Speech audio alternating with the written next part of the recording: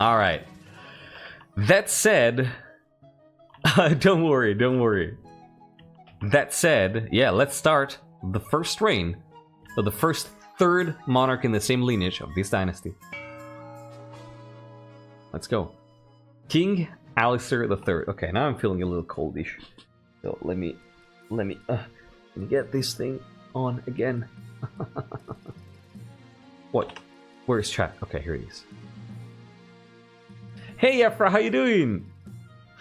During the coronation, a big event will happen. Very big. Might I have time to post it? Of course. Of course. Sure. Thank you for asking, Steel. Thank you for asking in advance.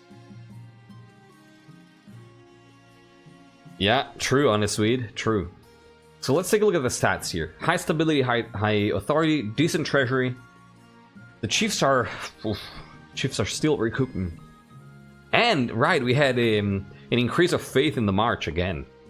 Finally. Yeah, your parent got killed for it, yeah. Maro, welcome back and thank you for joining. How you doing? Hey, CEO Findus!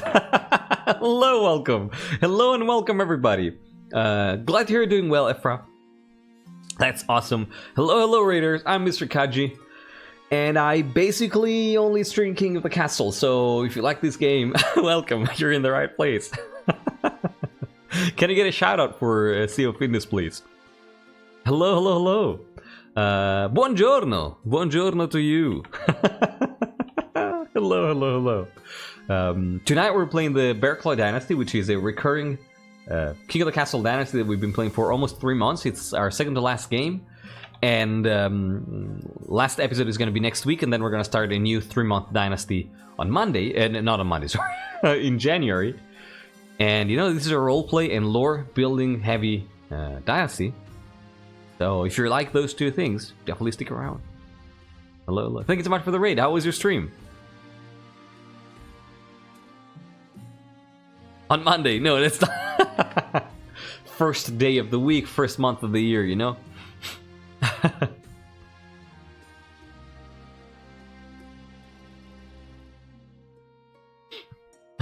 Alright. Let's get going. We're streaming King of the Castle too, by the way. I think we start with the coronation as always here. Let's go. Want to say it actually, now that I think about it. The North tooted itself out of office. The cycle continues. Oh no. What's up with their obsession with the toot? Your Majesty, it was an honor to serve your mother, but now it's your time to wear the crown.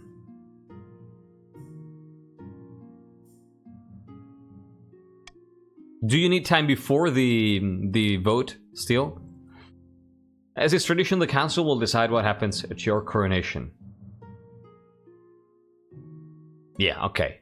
Let's read that. Let's read. So there is a chat event. There is a player event here. Let's see. There's been like 5 or 6 toots. Yeah.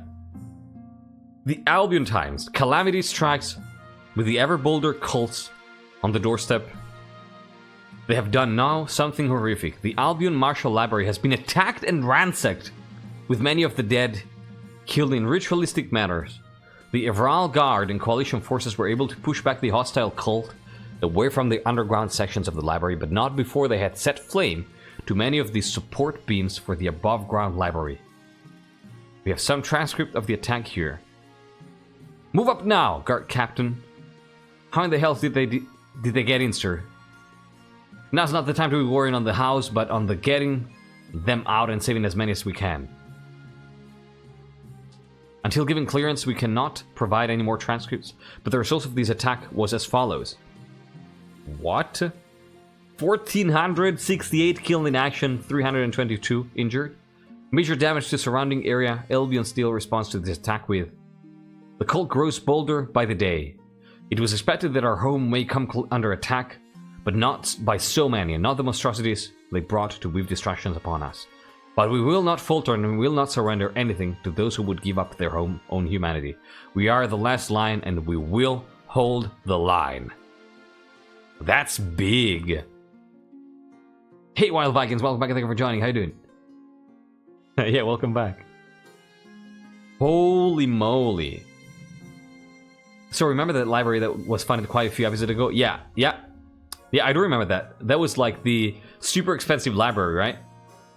And that was there, that harbored a lot of texts that were presumed to be lost when, I don't remember which monarch burned part of the library.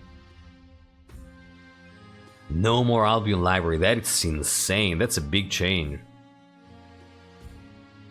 Yeah, what was that about the pen being mightier than something? Yeah.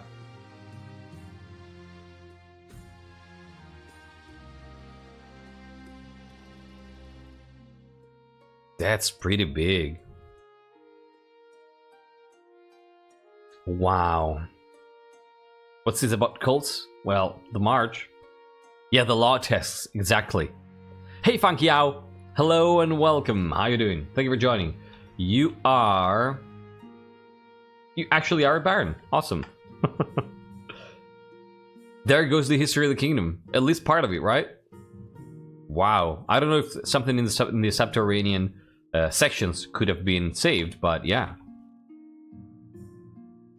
There you are, King Israel. Oh, damn, you look cute. Look at that choker. That's pretty cute. I didn't remember this being a thing. Huh. We have it all in our head. What was the name of the first screen? How can you forget? I'm on a clue.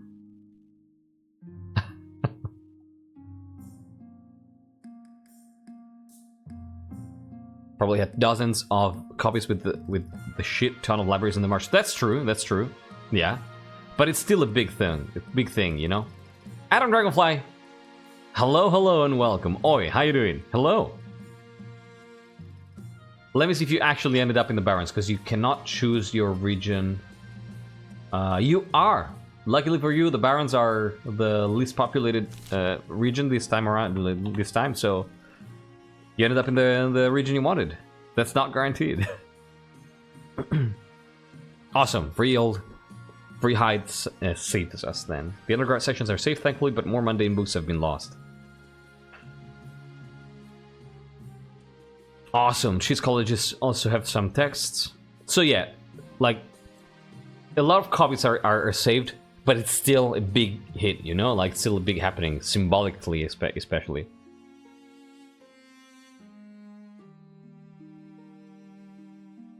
So why are there cults in the march and all this stuff about the supernatural?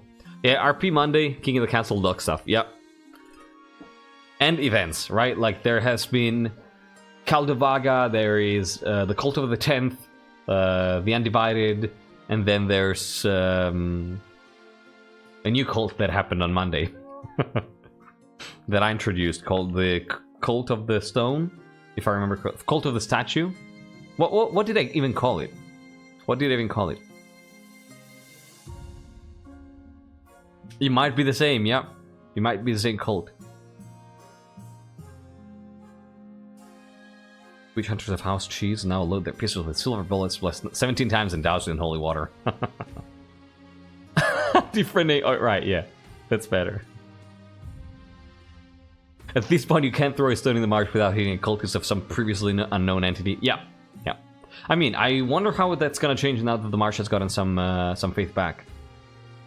Cult of the Statue. Yeah, there you go.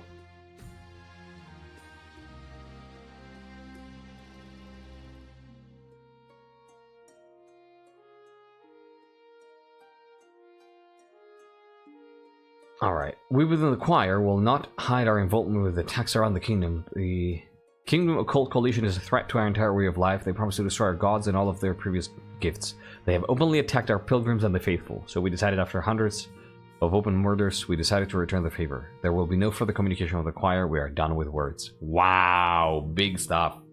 Big stuff. Lord Tensei, welcome back and thank you for joining. How you doing? 20th Divine. Alright.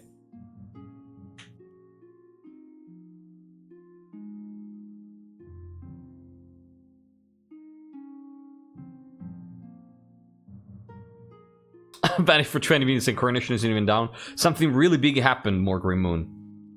Steel 40k posted a big event that has been elaborated by players. I don't know if you remember, but do you remember the Albion library? Well, that doesn't exist anymore. It's been burned down by cultists. Not the best chess player, are you? So yeah, pretty big stuff. Pretty big stuff. Awesome, awesome steel. Thank you. The silver bullets are handcrafted by a priest engineer of Kaldavaga, blessed once in Kaldavaga's name, 7 times by 7 god speakers of the principal northern gods, and of course 9 times in the name of the ninth. I was wondering why 17. That's pretty freaking cool. Please post that somewhere on the Discord. That deserves a spot, a place in the lore. That's really cool. Alright. So, let's say that happens during or after the coronation. So let's get a normal coronation. Should I get changed into my war robes then? Yeah, it may be for the best, Your Majesty. Shall we call the nobles in?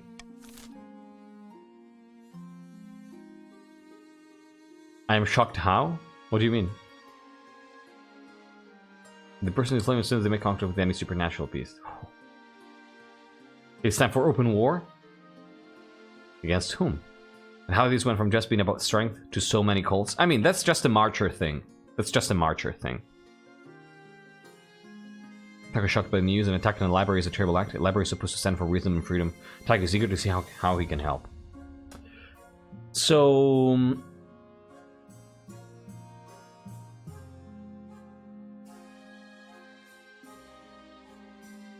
can we please get the Reaver? Can we please get the Reaver?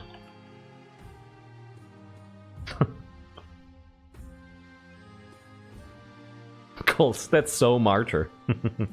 Against the choir, holy crap.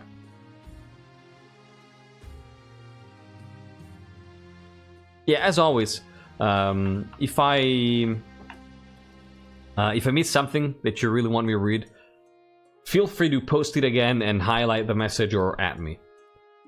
But yeah, council members, it's time for the first vote of the night for you. How do you want for King Alyster III to be crowned?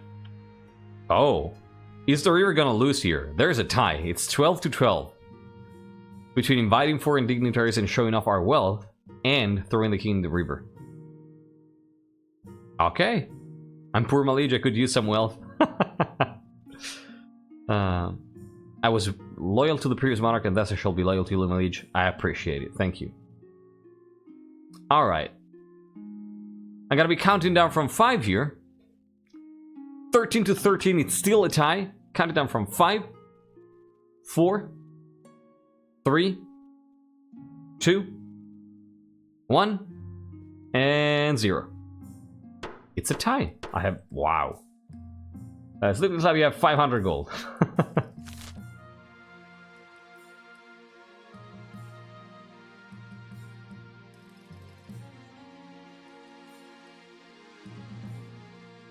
Reaver. Reaver. It is decided. The king will be thrown in the Reaver. And so it begins. The nobles pick you up and carry you out to the Treadwater River, hurling you into the shallow water with a cheer. When you climb back up the bank soaking wet, the Chancellor steps forward and places the crown upon your head. Is it your imagination, or are some of the nobles stifling giggles? I'm gonna give you money if I can, don't worry. It's tradition. Council introduction, let's see who introduces themselves. I really hope it's still. Let's go with the Barons first. It's Hesperus. Hi Hesperus. Hello. Are you free tonight? Hi. Hi! Madam Fuskin, hello and thank you for joining. How you doing? You are... you're Baron. Halen, well met, my liege. Under your leadership, we'll whip this kingdom into shape, huh? We sure will. 20k plus treasury, oh my god. Sorry it's not steel, hope I make up for it. Oh, you definitely do. Introduce yourself to the chiefs of the north. Good luck in the days ahead, your majesty. It's Kiwi. You'll need it dealing with us lot. I appreciate seeing Kiwi. Hello. And introduce yourself to the counts of the east. In honor to finally make your acquaintance, your majesty, I was dismayed to hear of your mother's passing. It is Count Tycho. It is Count Tycho. With something to do with the recent Sleipnerian situation, you know? That's pretty interesting. Yep. I really loved, by the way, Lurks posted summaries for the events that took place on Monday. I really loved them. In particular, though, the ending of the Eastern one was so good. It was so good. It was so good. They're in Kingdom lore, in case you're curious. I loved it, Lurks. That was perfect. The East had a new boogie. That's so good. That is so good. It sent a shiver down my spine when I read it. For how good it was. Wait, who was shown from the Chiefs? No, it was Kiwi. It was Kiwi.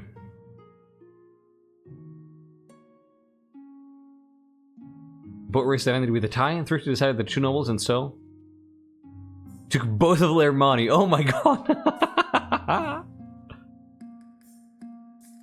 Yeah, you got your butt kicked. Yeah. All right. In honor to finally make your acquaintance, yes.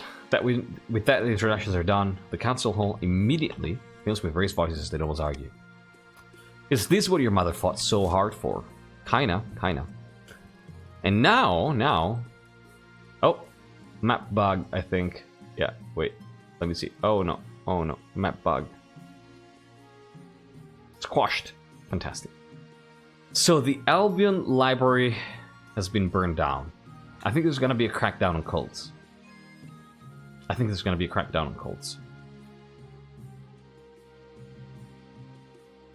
The path to victory. So, your majesty, you have some big boots to fill, and with your mother out of the picture, the nobles will be looking for any opportunity to replace you. When you die, how do you hope the kingdom will remember you? So I gotta think. I have two ideas here. So let me tell you what I think of King Alyster III. And again, for those of you who may be new around here, given the fact that this is a roleplay dynasty, I tend to roleplay as my monarch, you know, and make decisions not out of my best interest, but out of what the monarch would do. And this moment here is where I take usually a few minutes to think of who the monarch is, and, you know, get a clear idea in my mind so that can guide my decisions for the rest of the game. So I have an idea for King Alyster III. Melty Penguins, welcome back. Hi. How you doing? You are... Oh, you're a count, of course. Yeah. Hello. How you doing? So... Alyster III grew up with his mother telling him how useless trying to do anything good was. You know, Alyster II was spiteful and disillusioned. And that's what she transmitted to King Alyster III. Of course I can look at your portrait. There you are. Nice veil. I like it. Gray hair. Cool. It looks cool. So, I think that's the kind of environment that King Alyster III grew up in. But I think that he doesn't agree at all. I think that King Alyster III, you know, thinks that his mother failed at doing what she was trying to do because she had the wrong ideas.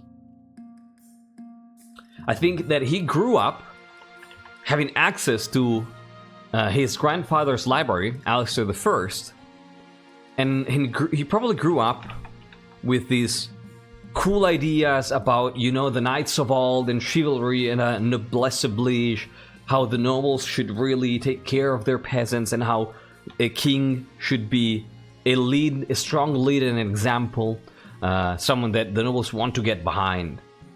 You know? I'm tempted to say it has to take this old noble. I just know we'll get another vampire if I do. I mean, it's a pretty portrait nonetheless. He grew up with no good need go unpunished. What? So yeah, I think that he has this high ideals in mind. You know, he grew up with these tales of knights of old. I think that one of his heroes is he probably idolizes Count Herman, for instance. You know, that like how long has passed? Almost 150 years since Count Herman happened. Count Herman, for those of you who recently joined, was a character that came up in one of the events. I think it was Marty II, one of our first few monarchs. Yeah, Marty II, exactly, and their law, who camouflaged, who dressed as a count, disguised as a count in order to compete in a Justin tournament, and won as Count Herman. And you know, all this lore about Count Herman started happening in the East. And later on, Marty II revealed that he was indeed Count Herman. But I think that almost 200 years have passed, and probably, you know, history has been mixed up a little bit, has been muddled up. So I think that some people now believe that Count Herman was actually a historical figure, and King Alyster III is probably one of those. So he idolizes Count Herman. Yeah, actual past lore, of course.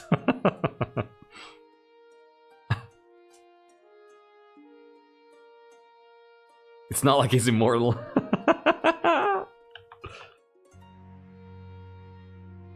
Have you ever had a Song Weaver ending? I don't think so. Don't spoil it, please. I don't think I've had it.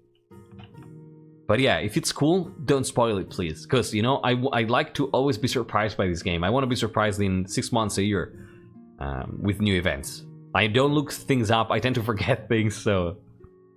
That's cool. Oh, the songstress. Wait. The songstress, I don't think I've had an ending with that. Count Herman is still alive, so is Gloria. I don't think you're gonna show up though, right? But anyway, hey, Shiny Course, thank you so much for the singular bit. It's really appreciated. How you doing?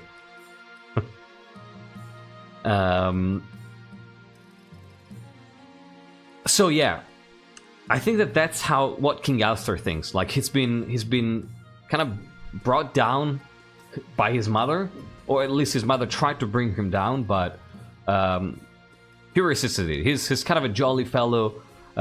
Convinced in his ideals and convinced that he can do better, and that the reason why his mother failed is that she wasn't able to set a good example.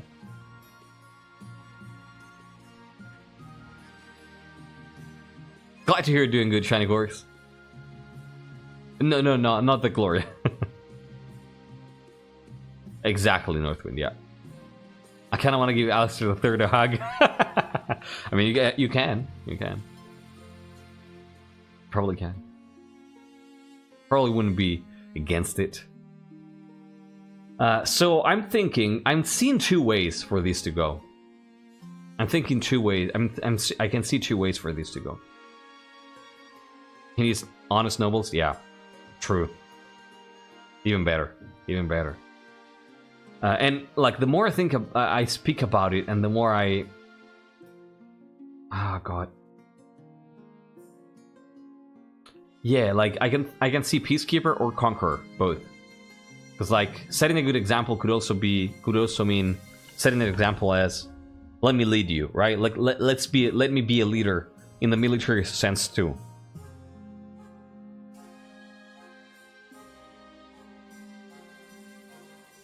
May even be a saint theoretically. I think he doesn't have that religious undertone there, you know? I don't think he has that religious undertone.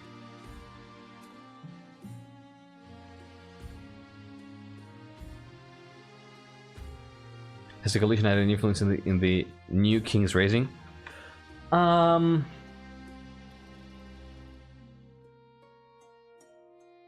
don't know. I think that Alyster II was pretty spiteful towards all nobles.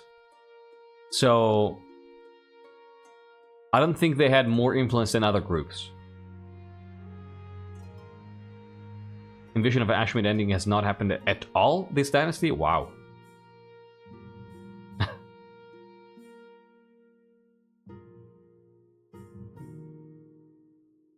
I think it's either Conqueror or Peacekeeper. Alyster II's purifiers are tainted by association. I don't know. I wouldn't go that far. So yeah, it's either trying to become a leader, right? In the sense of leading a war and showing. But I can feel Peacekeeper.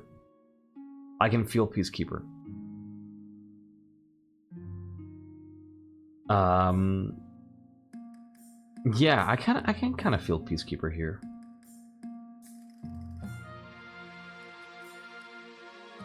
Yeah, you know what? Let's go with Peacekeeper.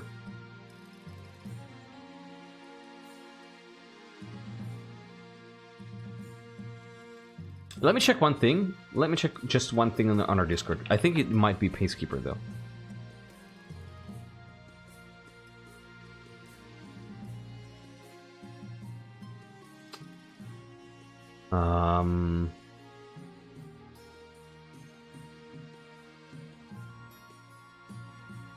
Yeah, there you go. There you go.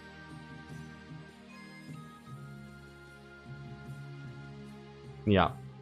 Yeah, I think it's gonna be that.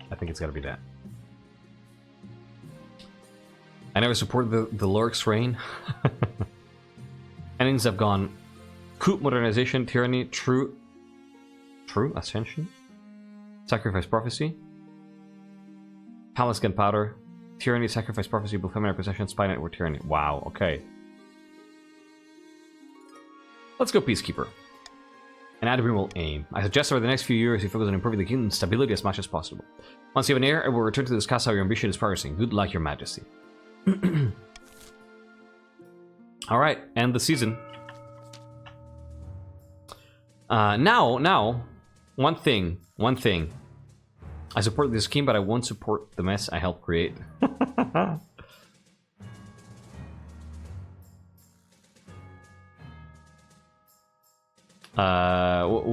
What, Musterman? It is any region, okay. Has the horn worked out? I don't think it has, no. No. So, one thing that I'd like you to consider. So, this is our second to last game in this dynasty, right? So, if you're playing to get your claimant on the throne, I invite you to consider the repercussions of how you put them on the throne. So, I invite you to think a second before voting for a scheme. Think of what would that mean for our last game if you win. Alright? Take that into consideration as well in your choice. Just saying. No, we're just starting. We went for peace, King Israel. No. Yeah, no, it's not intended to put pressure on you, but like, just one more thing to consider, right? Golden Gamba, hello, and thank you for joining in. Hi, Ort, or Hiort. How do I pronounce your name? Hello, welcome. How you doing? You are... Hiort is a baron, and Golden Gamba is a chief. Has anyone wrecked the palace yet? Yes, it happened, and it was replaced by, like, it was actually a turning point in the dynasty. It was the barons who blew it up, just destroying the symbol of status quo and of power. So it's pretty. That was where the dynasty changed. Imagine if Chiefs win the last game with a toot scheme. That would be incredible. Silent H. So Yort. Hi, Golden Gamba. Ermin of the Madame Fuskin bloodline, sinister marcher equestrian, stands before blazing hearth, yelling at full volume. When have the Barons of the Marsh backed down from a fight? Never! I know you'll do whatever it takes to put me, your rightful monarch, on the throne.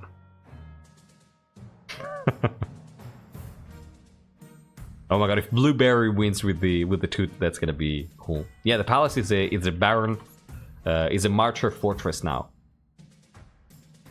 Barons of the March, how do you want to try to overthrow King Alyster III, the Just?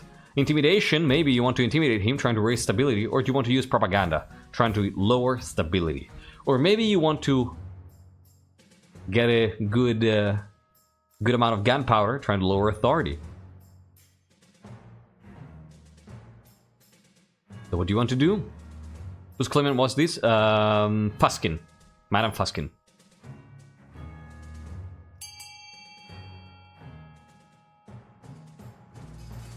Yeah, sea will cause huge repercussions in the future, so it's up to you. It's up to you. I like the sound of repercussions. Yeah, newcomer. Yeah. I think I remember the name, so it's not their first time around. So it currently is a tie. So Barons, if you want to decide your scheme, we have a bunch of Barons. Where are the Barons? Hesper has voted. Honestweed, where are you? Dragon Pit voted. Marley, probably not here. Northwind voted. Funky Owl, Adam Dragonfly, Madam Fuskin, Yort, Steel, and Sears Lip this lap. I invite you to vote. Oh, Madam Fuskin, welcome back. This is your claimant after all. That's true, Big Cheese, yeah. Yeah, Vesper, yeah. Alright. What do you mean, Kaji's thing? Oh, they aren't going for A at all, even though it's Kaji's thing. Alright. Loyalist mode engaged. Awesome. Yeah, that makes sense, Dragon Pit. Alright, I'm gonna count down from 5, 4, 3, 2, 1, and 0. Yeah, we go for we tend to go a lot for role and for roleplay and, you know, mood and lore instead of trying to outgame the system. The Barons plan to persuade the population that only charismatic general can protect them. First, the common folk must be afraid. To advance their scheme, the Barons must lower stability to 4 or less in 3 seasons. Chiefs! Hanna of the last Spartan clan, powerful northern orator, stands precariously in a longhouse crossbeam, screaming like a fallen god. Chiefs of the North, we all know I should be on the throne, not this impostor, King Alyster III. How do we make that happen? How do you make that happen? Hey Anthony, welcome back and thank you for joining. How are you doing? You are a Baron, and also, once again, congrats on graduating. Congrats on graduating, Anthony. Holy crap, that was amazing. Glad to have you back. Do I have any blood ties to the throne? Any chance of me being loyal, my liege? Sleep this lap. The Gloria was no. I think Gloria was asleep this lap. So yeah, my grandma, the current king's grandma, was from your lineage, I think, if I remember correctly.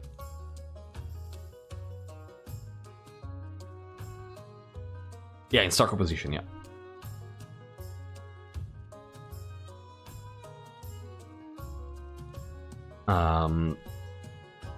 If the Barons do a good enough job, I'll say a third install and make Mr. claiming it's the rightful heir. Alright, let's go. Chiefs of the North, how do you want to overthrow the king? Of course.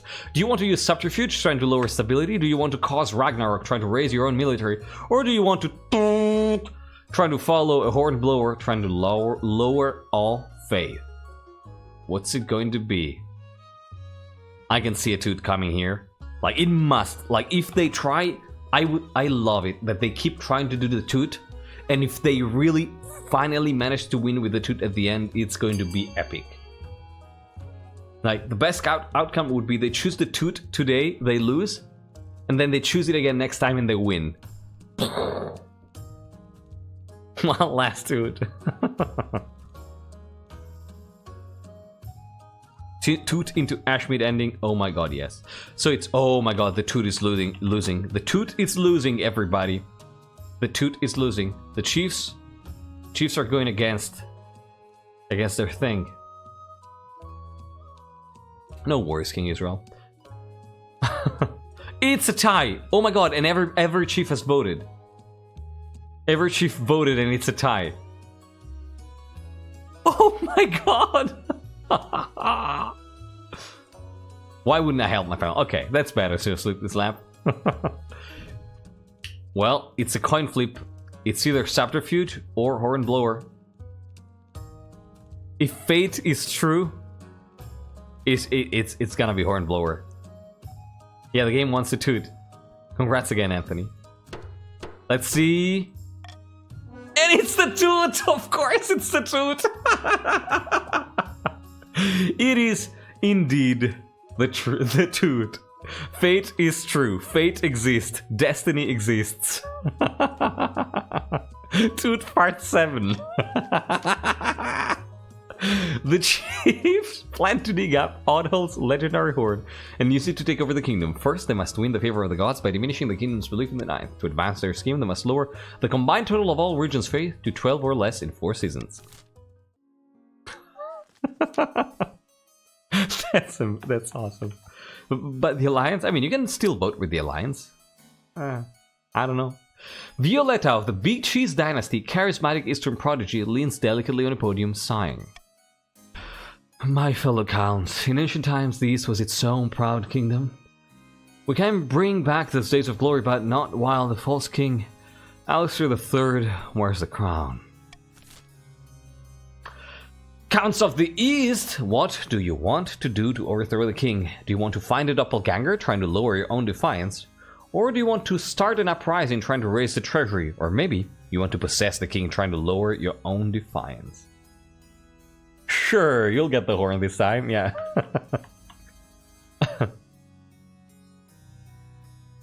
Violetta Cheese, it's a pretty good name. Counts of the East, wow, you want to start an uprising? I see. You really don't think that this king can be capable of being a good leader? I see. Okay. Uprising into the peasants' ending would be a good one. That too, yeah. Fuck it, I'm curious to see how an uprising goes. Well, let's see. Alright, it's interesting, yeah. Uprising it is. Let's go. Unanimous. Holy hell. Counts are unanimous. The counts plan to incite a peasant uprising to overthrow the king before swooping in to steal the throne for themselves. To advance their scheme, they must raise the treasury to 2,000 or more in 2 seasons. Alright. And we have a distant cousin, a distant cousin, and a distant cousin. 3 distant cousins. Because why not? This is the cousin war. Yeah, the East still is looking scary. The Kellenberg Tribune, almost entirely ignoring the coronation of King Alyster III, hurriedly prints a paper in light of the recent events. Almost that's very unkind of you. Recent events from the Albion Library. Its bold headline, shouted from every corner of the march, declares a warning of things to come. War, fanned by cultist winds, threatening new centuries of crisis. That's awesome, Cheese. Yeah, you definitely do, right? Yeah, everyone is a distant cousin. I kind of want to do that, Dragon Pit. I kind of want to do that, but it's going to depend on how this one goes.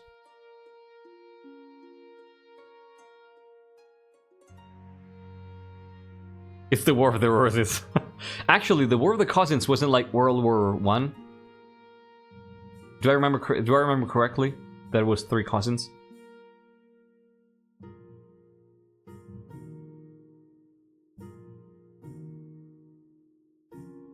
The Cousins War is what the War of the Roses were called before they were called that. Oh, awesome. Okay. Yeah, Cousins was World War One. I know things. Ha!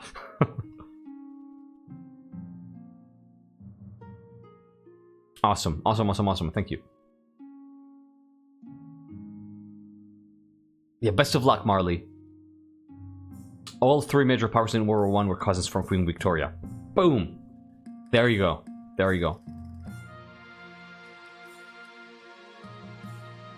Talking about the 3 Kingdoms era? No. I'm talking about... I mean, I don't know. Am I? The horn is SCP. The horn is an object of power, yeah. Storm P, hello and welcome. Thank you for joining. How are you? You are achieve. There you are. Alright, let's go. War of the Cousins. Call for unity. Definitely. Definitely call for unity. First claimant with the eye patch, I believe, also. Is it the first ever? Whoa. The bees! Is this the first time we got the bees?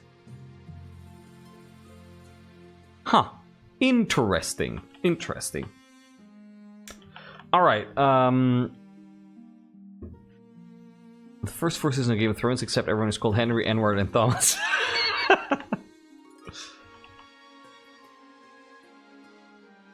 Alright, let's do something. What should be Vaspir? Oh my god. So let's do something. I really need to use the restroom. So let me take a super quick break. Let me take a 2-minute break to use the restroom. Yeah, all that drinking, you know? All that drinking didn't help. I'm gonna be taking a 2-minute break. And then we're gonna resume. I'm gonna be running 90 seconds of ads so we can get rid of pre-rolls for when I'm back, alright? So yeah. See you in 2 minutes. Take the opportunity to grab a drink. Use the restroom yourself, grab a snack or whatever. Be right back. Come on, mute the mic.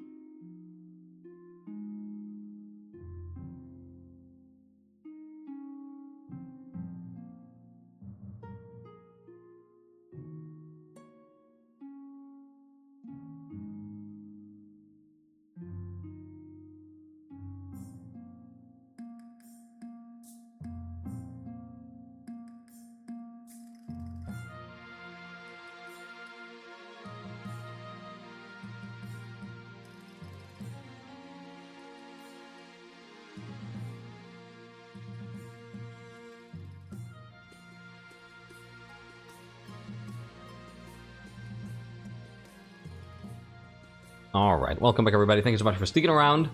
That wasn't even 2 minutes. Alright. Let's go. Let's go. So I think we start with the missing bees. Yeah, let's start with the missing bees. Electri! Who called it? Who called the missing bees here? Your Highness, terrible news from the east. The bees have vanished. Okay. All the bees? All of them, all across the east. We can't rely on the bees for our honey trade. But worse, in the east, bees are bringers of good fortune. We look after them and they looked after us. It's a grim omen indeed, if they've deserted us. Yeah, this is a bad sign for the end of the dynasty, you know? And that's the worst happening in the east nowadays, kinda. Our peasants are scared that we've offended the bees somehow. We must track them down. Okay, that's reasonable.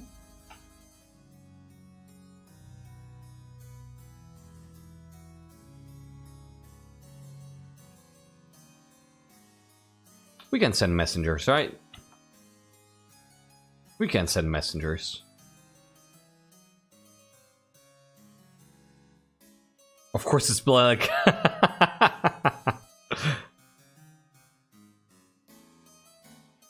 It was Electri who called it way earlier in chat. Right? I thought so. I thought so. House Chiefs will stick with our commitment. But the seals will not be opened with House Reaper. I much prefer to be a powerful vassal to be in the royal family. Makes sense. Of course the game just freaking knows, yep. Conork, hello and welcome. Thank you for joining. You are a Baron. How you doing? So, you're joining the long-standing campaign, long-standing dynasty. If you have any questions, feel free to ask. This is a roleplay game that we play, roleplay dynasty that we play every week, once a week.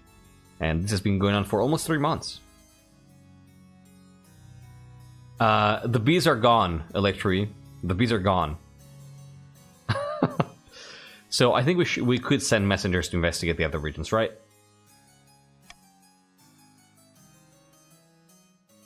Let's do it. Let's do it.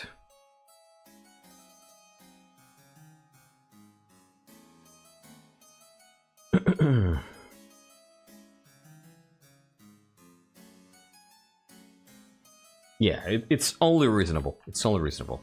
It's important for the bees to be in the east. It's important for the bees to be in the east. Alright, it's pretty clearly B. Steel is really doesn't care. Steel doesn't see that this might be a supernatural thing. You know, as much as Steel might be a smart noble, doesn't see that. Yeah, I think we know which one will win. Definitely. Alright, let's go. Send messengers to investigate the other regions. The eastern beehives continue to languish, but the counts are grateful that the council takes the situation seriously, of course. Messengers ready themselves to traverse the kingdom and find the bees. Surely it shouldn't be too hard to find such a huge swarm. Nature's grab should be endured, not bypassed. Now let's do the honor guard. As is tradition, each region offers a selection of elite guards. Think carefully, Your Majesty, these guards' loyalties will be divided between you and their region. Okay. Northern warriors. No discipline at all. But they're honorable and in a fight, unbeatable. Eastern Knights. Highly respectable. They write poems and veterans of the march.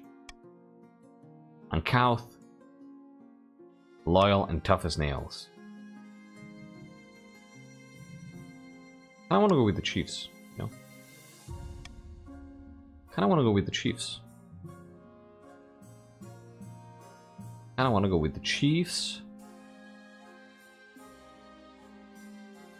Or with the Barons. Yeah, the Chiefs didn't burn down a church for one, yeah. These marchers are tough as a stone statue. No, definitely not the Mercs. Definitely not the Mercs. No, not the Mercs.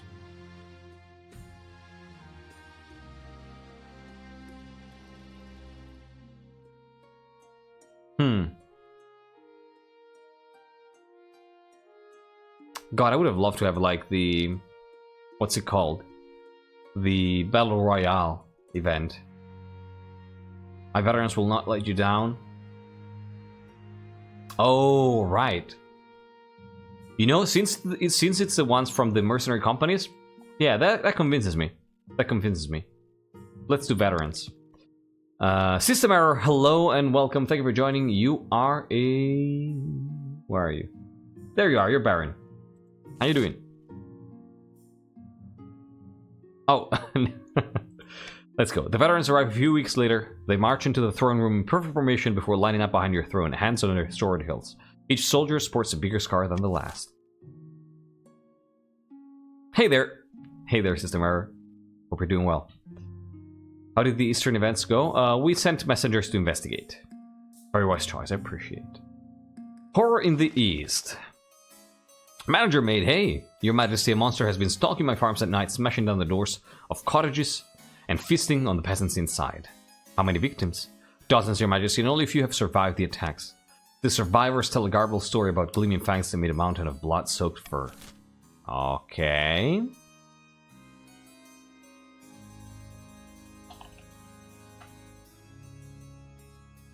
We do it the Bearclaw way, right? We do it the Bearclaw way. We do it the Bearclaw way. We kill the abomination. We kill the abomination. It's always the army, yeah. I think the counts have this too, yeah. I think they can do it. The abomination is strong though, look at that. It's 9 military and it's only a 75%. All to battle, all shall come back with blades bloodied or broken. Also, it's Eastern Knights, right? So very high trust in that. It's 16 to 11. It's kind of close, but I think it's gonna be A in the end. Counting down from 5, 4, 3, 2, 1, and 0. Let's go. System error. Thank you so much for the follow. Happy to have you. Send the Count's army to deal with the abomination. And it's a success! Yes! The Count's army dispatches a task force of elite knights to track down the beast. The scout reports back that they found the monster's trail. You await further news of their success. Fantastic. Fantastic. There you go. Ooh, auction time. Auction time. Okay, let's go. Exclamation mark fund, followed by the letter of the building you want to fund, followed by the amount of money you want to spend. Let's start.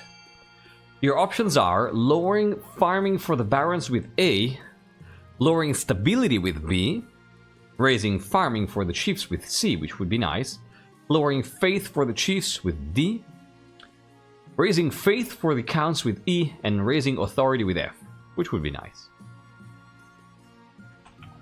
If the golem event happens again, can we have it help with farming, source of labor? We might do that, yeah. That's kind of reasonable. King Israel, how much money you have? You have 6,440. 20 seconds left. Alright. Vote, vote, vote, everybody. Cast your vote. Fund your buildings. 10 seconds left now. So do your thing. Oh, wow, this is very close. 10 seconds. Come on, come on. 5, 4, 3, 2, 1. Boom! Oh my god, the snipe at the very end! The snipe at the very end! Who was it? Miss Fader and Ephra Bolvizar. And Golden Gagamba coming in. Oh my god. You managed to do the thing. So Golden Gagamba and Vaspir. Vaspir bringing a cathedral! Oh my god, this makes so much sense! Of course. Yeah, you were recouped well, King Israel. Wow. It didn't take my money? Maybe you got a little bit too late? Yeah. Good job, Vaspir. Wow. We got robbed. Wait, the Monster Man. Let me see how much money you have. The Monster Man, you have 1100 gold. There you are. Fantastic. Yeah, Vaspir, good job. That's actually great. I love it. And yeah, we got some farming in the north. Good stuff. These are good investments. I think the king appreciates both. Exactly. Reconstruction begins after the devastating split of Karma. Northern nobles find an aqueduct to bring fresh water to the survivors. You're dropped from the 1%. Yeah, but you're still pretty rich. And it was worth it, you know, for a just cause. A stinging problem and the knight's return. Okay. Let's do a stinging problem. Is it always? What do you mean, Monster Man? You acquire money throughout the game, and then if you keep playing the same dynasty, you start with the same money that you had at the end of the previous reign. The messenger you sent to look for the Count's beast has returned, Your Majesty. We've discovered where they went. They've been seen in the north. Chief Ephra Bolvizar II stamps in, his face swollen and covered with stings. Yeah, there you go. Those damn Counts, I bet they sent those beasts of theirs just to trouble us. They've been attacking you? Hey, it's terrible. By the old gods, those beasts must be destroyed. No one dares to go outside. Our markets are ruined. Seventh, take us. These beasts are our livelihood. If they're killed, they'll bring bad luck to all of us. Then you should have taken better care of them, shouldn't you? Wait, why does the game know? Why is Ephra... Did Ephra say something about being stung? Yeah, exactly. A lot of people have been hoarding money, so...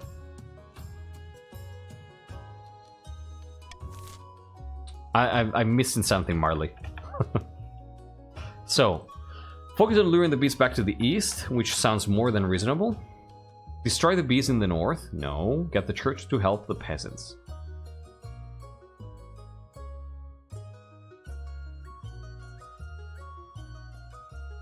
I think we focused on luring the bees back to the east, right? I'm gonna cast a vote on that, even though I don't like this. Like, I don't like these, but yeah. I think I'd like to see that. Yeah, let's do that. I love how none of these expert beekeepers... Wait, what are you saying? I love how none of these expert beekeepers consider pick up hives, put on cart, carry back home as a reasonable option.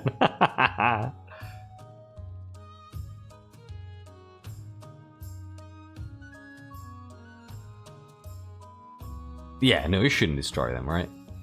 Oh wow, this is close. What? Ephra's clan was against the monarchy, and the bees are pro-monarchy in canon, so... Oh, that's so good! That is so good! This is incredibly close! 13 to 15, the church is winning! What? What? What do you call the philosophical problem where a human gets gradually replaced by a swarm of magic beasts with the human's consciousness? I don't know, that's a good quandary. Alright, it's 15 to 16, so I'm gonna count down. It's very close, I encourage you to vote. I'm gonna count down from 5, 4, 3, 2, 1, and 0. Alright, 15 to 16. The church wins. Get the church to help heal the peasants. Hesperus, a little too late. A little too late, I encourage you to refresh, because there might be a lot of delay on your part. That would have been a tie. Your vote would have made a tie. Alright. Chief Ephra Bulbasaur II looks skeptical, but agrees and hurries away to drag more priests to his lands. 10%? But even the holiest of priests have their limits.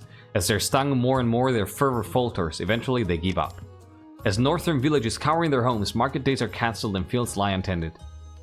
Meanwhile, the counts are silent on the matter. Yeah, that wasn't great. Yeah. The knights return. Let's see if this goes better. Your Majesty, we found the eastern monster feasting on the remnants of some unlucky peasants. It loped away before we could kill it, so we followed at a distance. I blame the heathens, of course. Yeah, see you in a little bit, honestly.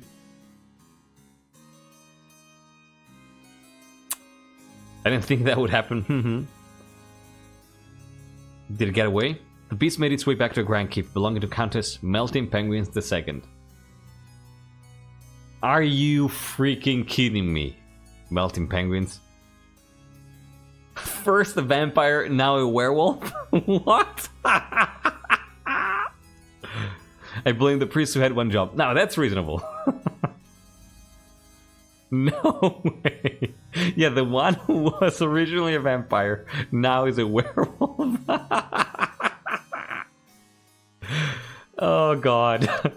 Before my very eyes, I witnessed this colossal, bloodthirsty beast transform back into Countess Melting Penguins II. Her servants washed the blood off and took her inside. Yeah, she was. Yeah. What did I say? So the monster is a countess.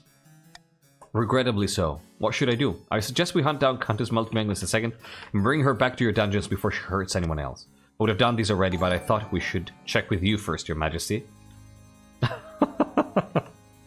Yeah, no more vampire stuff, lady. Okay. Hey, little gay ghost. Thank you so much for the sub. That's very, very kind of you. Hello. Hello. Thank you so much. Holy hell. Welcome back. I really appreciate it. Truly. Every tiny bit helps. I'm never gonna get tired of saying this, so thank you. Mwah. Thank you, thank you, thank you. How you doing? Oh, and thank you for joining. Let me see where you are. You are... I think you're a chief. Do I remember correctly? Yeah, you're a chief. I do remember. I hope you're well.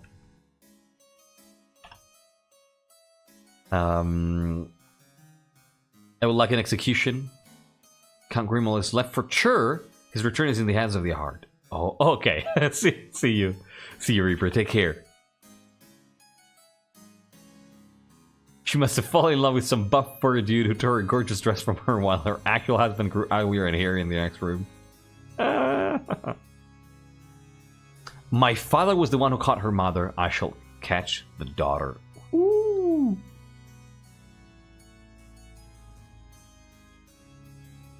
Yeah, tonight the game really knows. Tonight the game really knows. Send the Inquisition just to confirm it, then we do public execution. Wow. What's the last werewolf? Oh, I don't remember.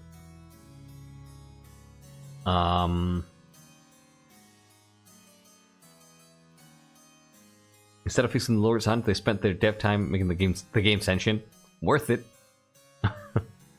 So what do we do here?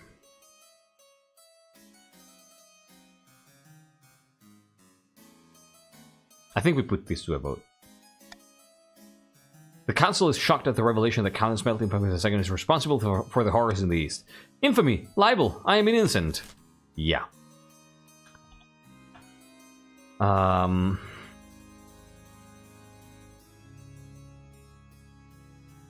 Yeah, I would say we arrest her.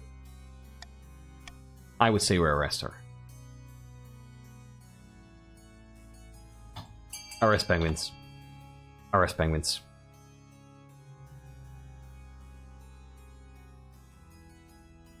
Oh no, that's not to have them burned. This is to investigate the claims. I think we just arrest them.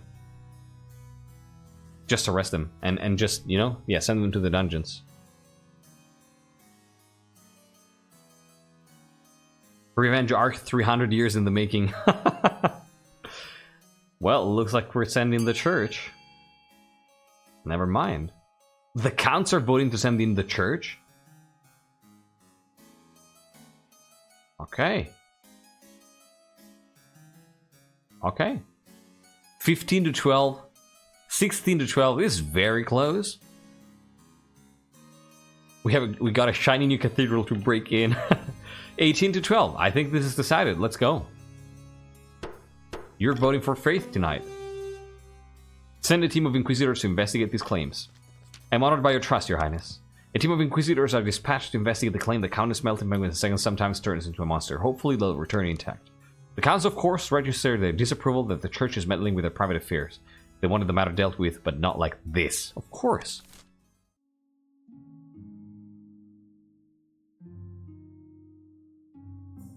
And finding a spouse.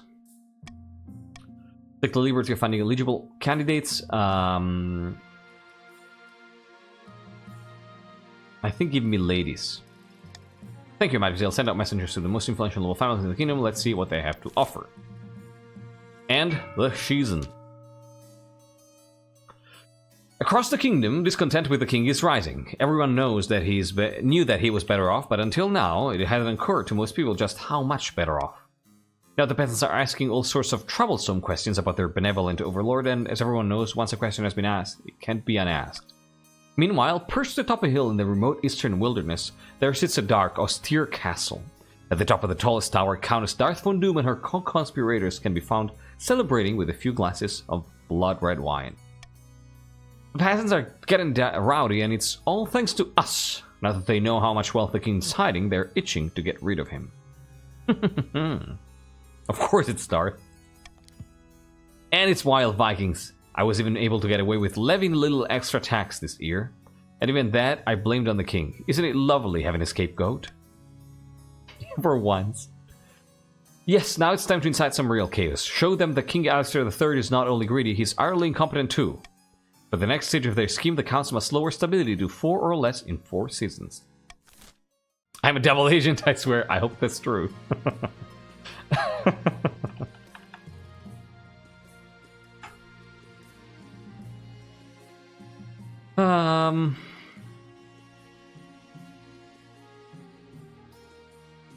Yeah, same boat.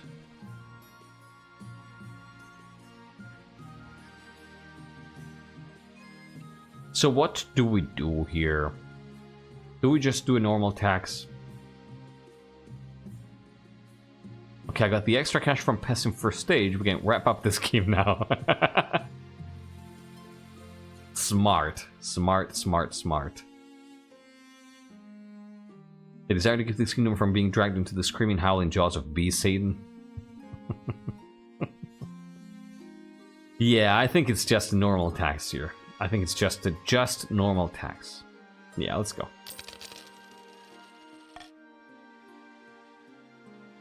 Fever. Oh no, I forgot. Even if we're a cousin. Ah, shit. This is not great. This is not great at all.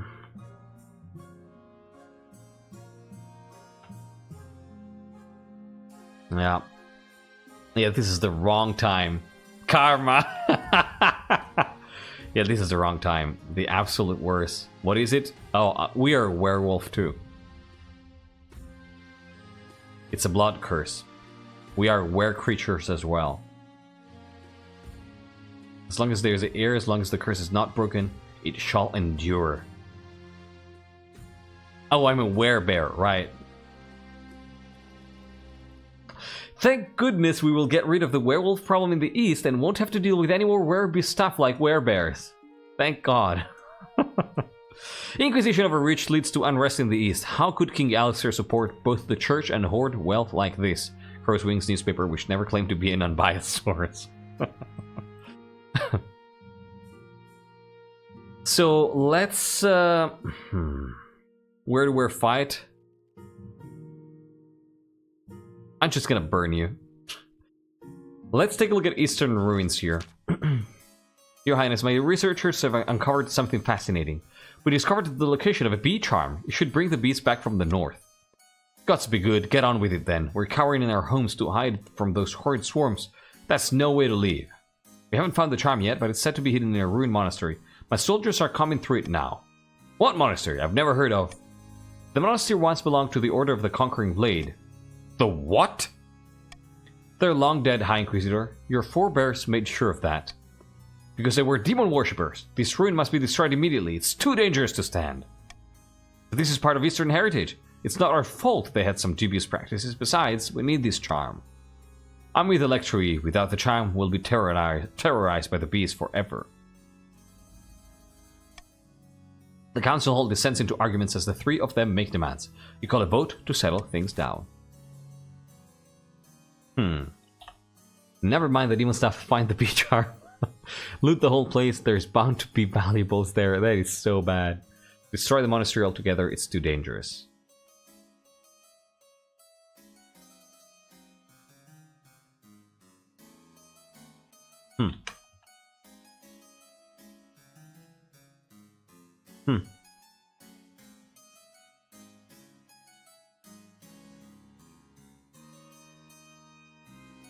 I think we don't loot the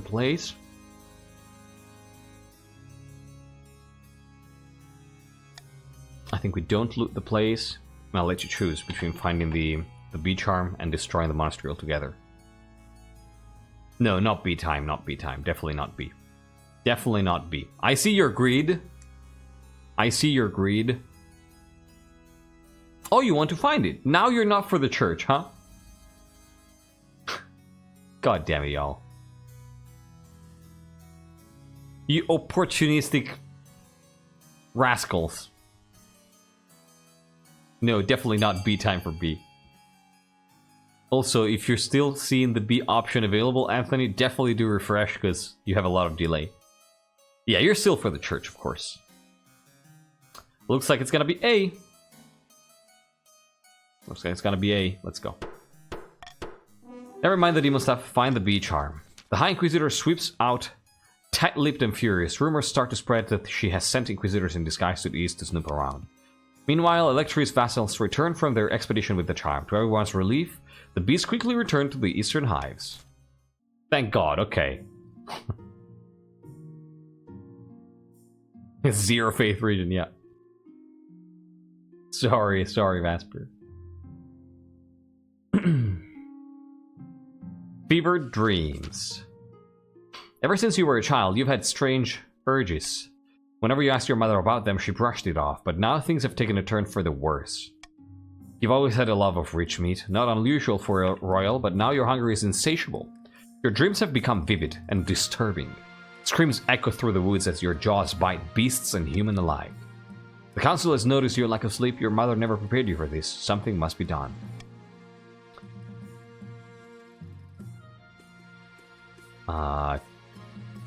Definitely local physician to help you sleep. To help you sleep?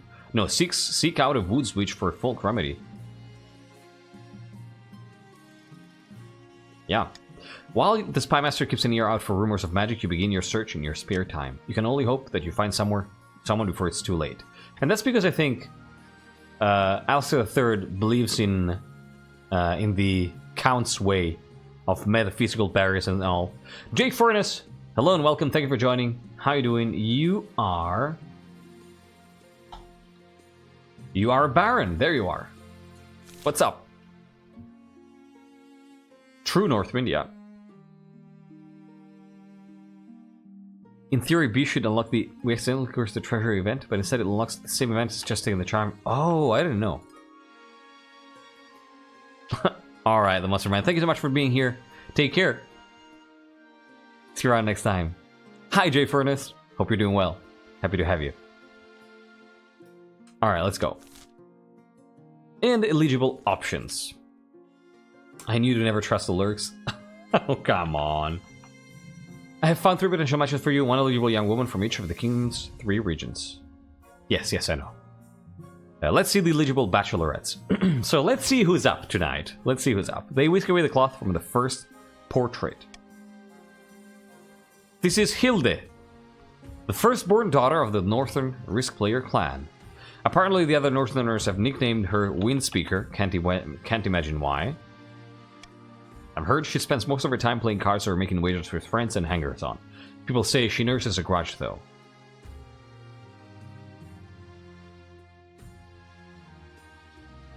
I can see the appeal, I suppose. I don't know. Looking at women. Yeah, vengeful gambler. Yeah, not good. This is this Domina, the eldest daughter of the Eastern Lurks Dynasty. Apparently they had a hell of a time getting her to smile for this portrait. Okay.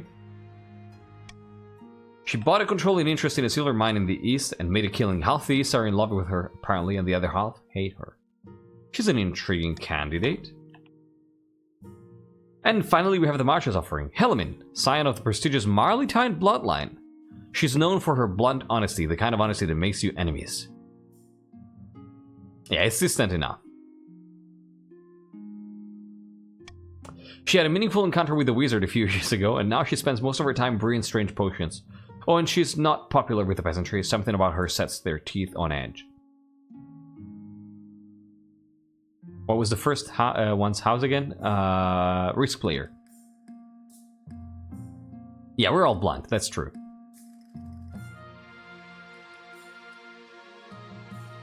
She's the Gaston hairstyle. But this wizard shit, I'm not so pumped about, you know? And this is not popular with the peasantry. I think it might be the Lurks one.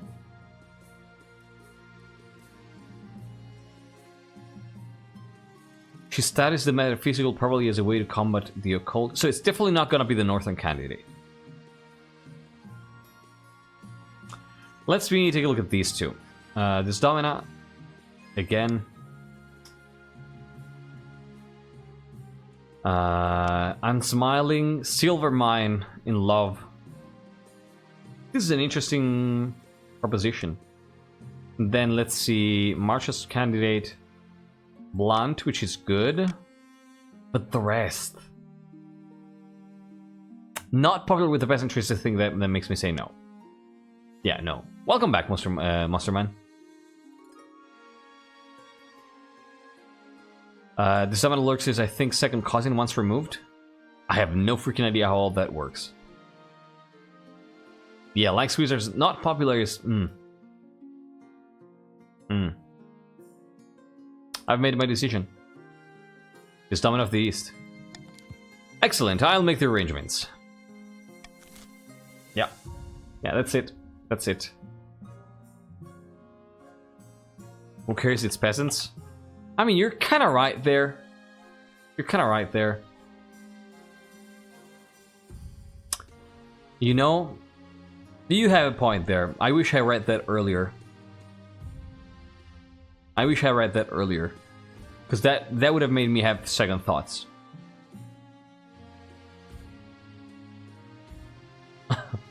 Let's go. Too late now. While the king settles into his young reign, a general has risen in the march, the indomitable Baron Ermin. You fools! You were supposed to drown the kingdom in chaos, but it's as calm as a Calabrian convent. What? A Calabrian convent? What the fuck is that? Like, Calabria is an Italian region. But what is this? Heading off for the session. Good luck. Melting Penguins, thank you so much. Have a great time with the session. Wait, no, for this session. I was assuming you were playing D&D session or something. If that's the case, have fun. Anyway, thank you for being here. I hope you had a good time, and see you around next time. I mean, Calabria is an Italian region. Sixth region, Italians of the Italy. I don't know. So is Celestat Earth?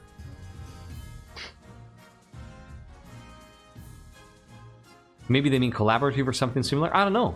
Like, can somebody fetch a translation for this? Calabrian convent. We'll redouble our efforts, General.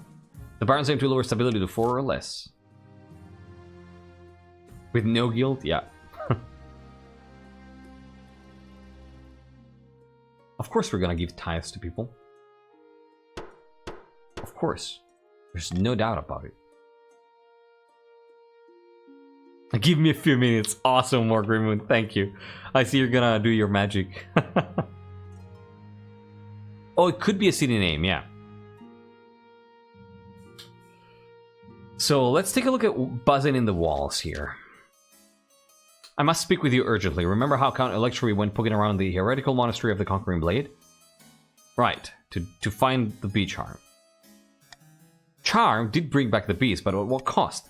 It began with buzzing in Electri's castle walls. At first it was only at night, but then it grew so loud the servants couldn't hear themselves think. Then honey began dripping from the stone walls. Villagers started disappearing. Horrible things are afoot. Electri strides into the council hall, wild-eyed. There is a strong smell of honey around him. Oh, this is not good. The convent is a Christian community of nuns? Yeah. Oh yeah, it definitely would be quiet. For sure. It was the Calabrian part that got me really weirded out. Because, again, Calabria is an Italian region. I assure you, I'm perfectly fine. Licking away some honey from his own skin. This man is clearly touched by unholy forces. Chaos breaks out. In a moment of quiet, you call a vote.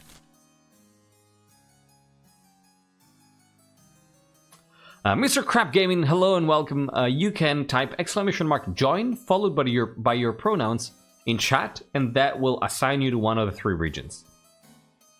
If you need any more explanation, please let me know, and I'm going to introduce you to the game. This is the only reference to Calabrian, and there's no Calabria either. Check in some alternative spellings, but my hunch is it's a city overseas like in Valamir.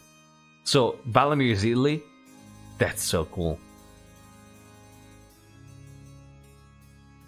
Exclamation mark. Yeah, exactly. Just like that. So now you've been assigned to one of the regions. Oh, Dianian Courage. Okay, then that's probably it, Morgan. That's a smart guess. Mr. Crab, you are a Baron. There you are. Boom, you are in the Barons of the March. Do you know how the game works at all?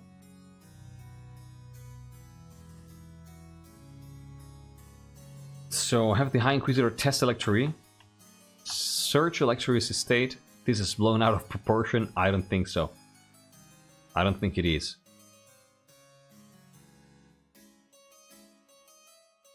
I don't think it is. Yeah, played it a long time ago. Okay, awesome. A little too early, the vote hasn't started yet. If Twitch doesn't allow you to vote again because, you know, you do the same command, you can change capitalization of part of what you wrote, and that's gonna work. So, this is not blown out of proportion. I think we should search electricity state, but it's up to you to decide. Pyre. Totally not motivated by the loss of my spies. Both OS, hello and welcome and thank you for joining. How are you doing? You're Baron. What's up? Oh, this is close. 14 to 10. 14 to 10. 14 to 11. 15 to 11. Vote, everybody, vote. 16 to 12. 16 to 13. This is so close. 16 to 14, 16 to 15? No way. Honest Weed, welcome back. Bees stuff. I don't like the Inquisitor. Hope she gets stung to death by some bees. I don't know.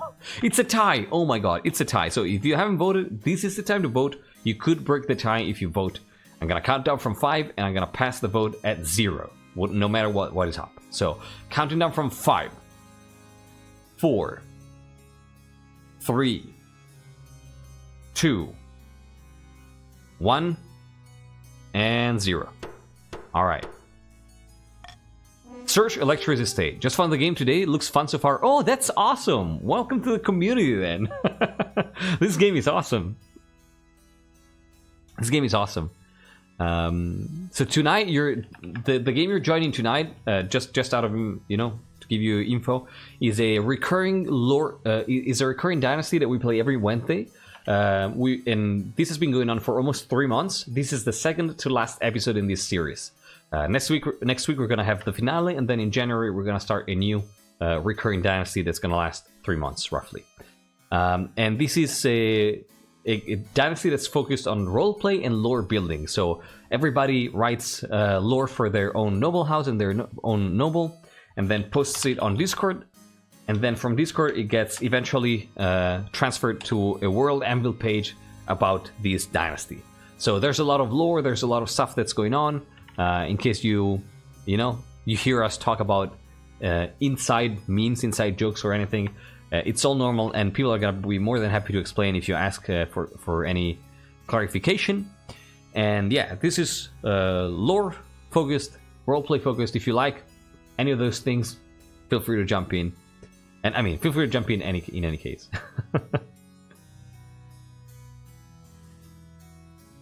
Oh god, that's terrifying, Monster Man. Yeah, you cannot rebel right now. All right, let's. If you have any questions, especially since if you're new to the game, feel free to ask, and I'm gonna be more than happy to answer. How dare you? This is an utter outrage. After the search is concluded, the High Inquisitor returns. The investigators discovered the source of the demonic energy that charmed from the heretical monastery. Once it was destroyed, its influence was lifted from Electri. But they discovered the missing villagers in the cellar. Suspended in pods filled with honey? That's so fucked up.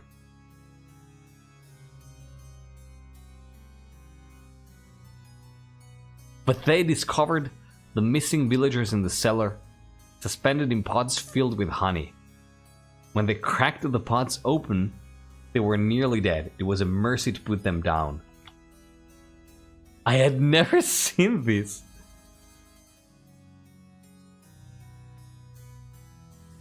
I want to get my kingdom. You're very welcome, bot.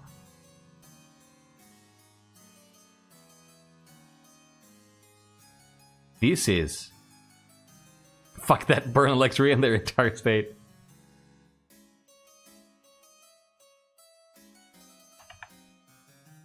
Personally, I would suggest executing Electri just to be sure.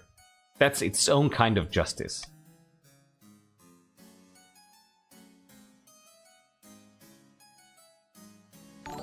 Well. Hey, Chaos in Order! Welcome, everybody. Thank you so much for the raid. Can we get a shout out for Chaos in Order, please? How you doing? Welcome, raiders. I'm MrKaji. In case you don't know me, I pretty much only stream King of the Castle and King of the Castle related things. So hi, welcome. Tonight you're joining the Bearclaw Dynasty. It's a recurring King of the Castle Dynasty that we've been playing for almost 3 months, and it focuses on roleplay and lore building. So everybody writes lore for their own noble house, posts it on Discord on a world level page, and then, you know, we roleplay things out. And tonight we're playing the second to last episode of this dynasty. The finale is going to be next week, and then in early January we're going to start a new 3-month long dynasty. Welcome, welcome, welcome. So happy to have you all here. Hello, hello, hello. Thank you for giving a shout out. We bring beans. That's awesome. Jelly bean, right? UK Vampire, Chaos, welcome. Hello, hello, hello. How was your stream? You had a special event tonight, didn't you? I think I saw something about it, right? How did it all go? Oh yeah, with Phoenix, right. Thank you so much for the follow, Mr. Crab Gaming. And oh wait, UK Vampire, thank you so much for the Prime sub. That's awesome. Thank you. That is incredibly kind of you, and I truly appreciate it. Like I'm never gonna get tired of saying this. In this moment of my life, every tiny bit helps a lot. So I'm very, very grateful. Thank you so much for your kindness. Yeah, Chaos in Order, if I remember correctly, was running a special event where Phoenix Rising was joining in voice chat, voice only, and acting as a spy master, as a counselor. How did it go?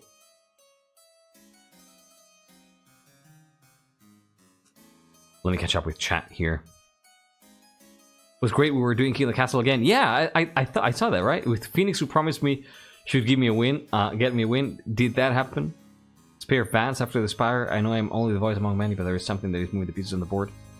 We'll see about that. Northwind. Thank you, UK Vampire, truly.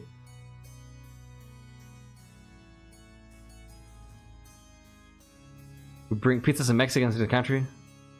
What? I'm also not long reigning. Oh, you went. I'm not dead, but I have not yet won. Okay, so you had to call it off early. I see. So not dead yet. Chat works. String extra chaotic just for Phoenix. That doesn't surprise me.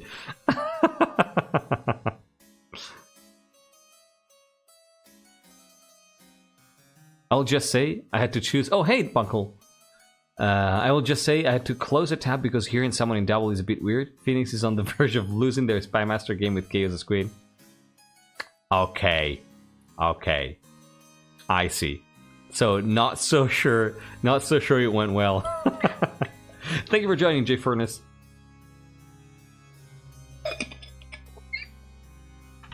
Well, let me know how it goes when you manage to finish the game. I'm actually curious. Do you already know when you plan to complete it? To finish the run? Right, Lurks? Certain darkness, she glances to the corner and sees him. Who are you seeing? Agrees that by sending Lecter to the dungeons, his charm may have had more to do with this than Lecter. I think that's what I'm gonna be doing, but I'm gonna be thinking about it in a second. Oh, absolutely no worry. Sorry to read it and run by, but they have depleted me. We'll be finished that King of the Castle game first week of January, I think. Okay, so that's awesome. Everybody, drop a follow to Chaos in Order, and thanks again for the raid. And absolutely, don't worry. Go do some self-care, relax, rest, do everything nice for yourself that you need to do. Thanks again. See you around. So let's see, who are we executing today? My liege, the ninthist in me, will not stand for heresy, but as one of those who pulled Vance from the Spire, I am always inclined to clemency. Vance's mind may not have been his own against this evil, the evil of the Spire.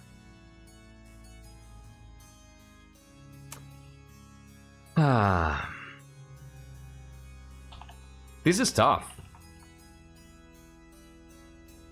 Just keep him in the dungeons for a while.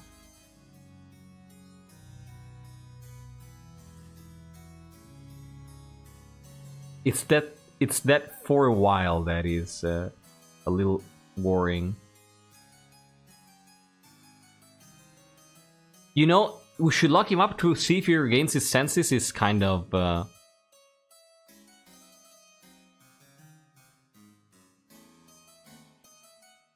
I'm very torn on this.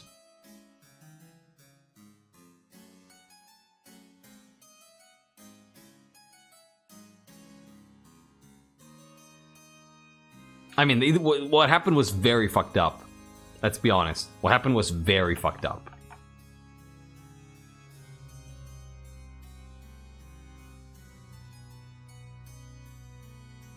He's extremely eldritch. We can't leave him alive. I'm torn. I am very torn. It's also noble, you know?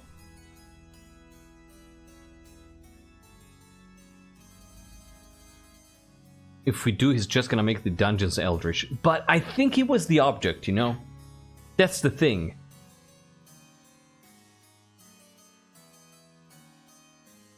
You want to promote peace? If you leave him alive, you only promote chaos and insurrection. Is that so, though? Are we sure about that? I will say one final thing before returning to my patrols. The Palace Watch supports your endeavors, Your Majesty. I appreciate it. Thank you. That means a lot.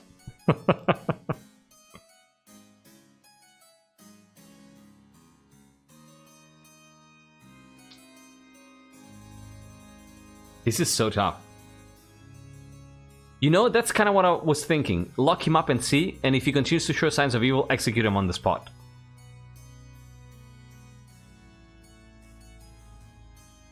I was thinking of doing that. Like, if he continues to show signs of evil, I'm absolutely up for executing him on the spot. But I want to give him a second chance, you know? The fact that there was the... Happy lurk, Anthony. I think I'm gonna go with dungeons with that idea.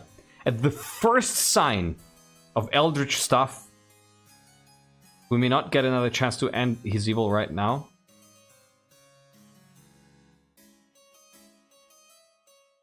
I think I'm gonna go with dungeons. Even though it's against my benefit here. I think I'm gonna go with dungeons. Yeah. As you wish, Your Majesty. You have Electro confined a little longer, and then a little longer, as a precautionary measure. Though he rails against this injustice, the priests agree that it's a sensible course of action. Oh! Oh! Well...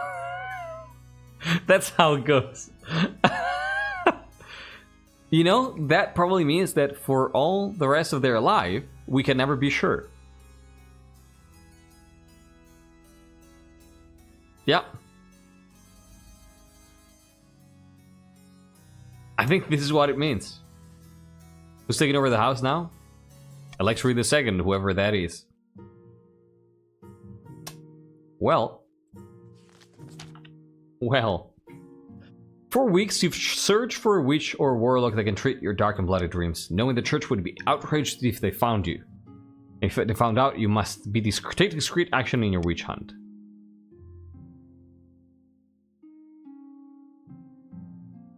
Ask traders and traveling merchants for information. Pour through ancient forbidden texts for answers. You spend your midnight hours hunched over a desk reading long-forgotten tomes by candlelight. It's clear that you have been cursed, but you cannot find out more. You can only hope a clue turns up soon. Not only are the dreams getting more frequent, they're more vivid. You're starting to doubt their dreams at all. Yeah. Jailed indefinitely. Like Hannibal Lecter? If your light fails, a witch hunter can shoot the prisoner. If they burst into flame, they're still corrupted. If not, a clean death vindicates them. Yeah, if things go wrong, yeah. So, Alyster III chose discretion there, and that may be bad. Your wedding to this dominate is naturally the talk of the kingdom. Nobles and peasants alike traveled from across the realm to attend. It feels like you're the only one not taking part. Soon enough, you're standing in St. Bertrand's Cathedral with this dominate to your side. Do you take this woman as your lawfully wedded wife? I do. Then I pronounce you king and wife. After the wedding, of course, there's a feast, and after the feast, a dance. Your new wife, Desdomina, refuses to dance at all, preferring instead to brood in the corner. By the time you find yourself alone with this dominant, it's past midnight, and you've never felt more tired. Did you see the 8 crows perched on the church tower as we walked into the cathedral? A dire omen.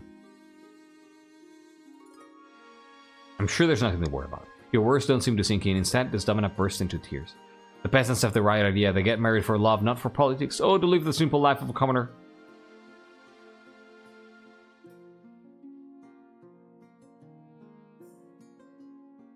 Really, this domino? Alright. Enjoy the shower, Tycho.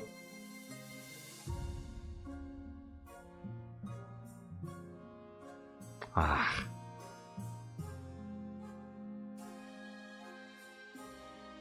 Yeah, we're both in this together. You comfort the summon along to the night, listening as she expresses her doubts and fears. As dawn breaks, she falls asleep on your shoulder, exhausted. Let's go. Yeah, everybody's really good with should've, could've stuff, but, you know, I'd like to see you being the monarch. Trial by combat? I don't know. I don't know about that. Yeah, Northwind, yeah. Bees can get addicted to nicotine? Really? Northern sagas tell of Oddhell's horn, once gifted to mortals by the haughty, honey-blooded prince himself, then lost to the snows of time, never to be found again. Until now. By all the gods! Can you believe it? This has been the most bountiful spring in living memory. The grass is green, the sun is warm, even our sheep have given birth in record numbers. It's the work of Oddhell, my friend. We've spent many months beseeching him, and now he has rewarded us with the means to overthrow the king's regime. Truly, you mean to say he has pointed us to his horn? But it's far to the north, in the Ice Giant's territory. The frozen waste will need a hardy force of heroes to stand any chance of retrieving it. For the next stage of the chief's scheme, they must raise their military to 5 or more in 2 seasons. Bloodlick was imprisoned. Welcome back, Mr. Crab Gaming. I think you're still there. Yeah, you're still in there. You're still a Baron.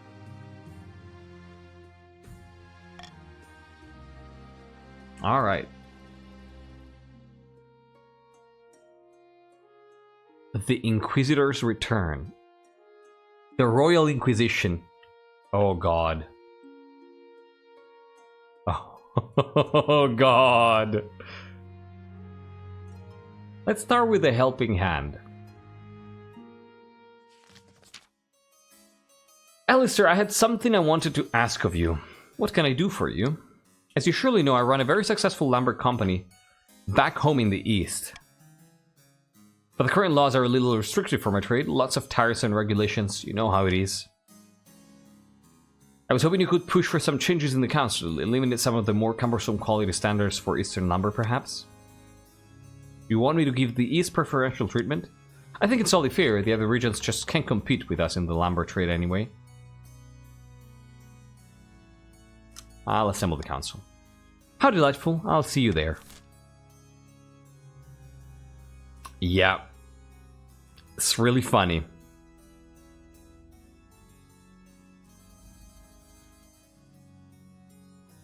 Well. So, relaxed quality standard on only eastern lumber. Relaxed quality standard on all lumber in the kingdom. Do nothing. I mean, I think I'm gonna call for unity on this one.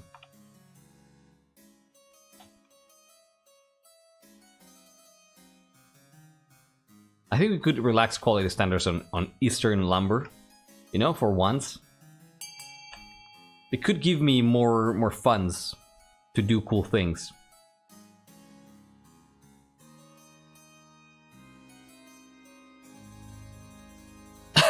Of course, you. They back this motion for no particular reason. Yeah, of course, cheese.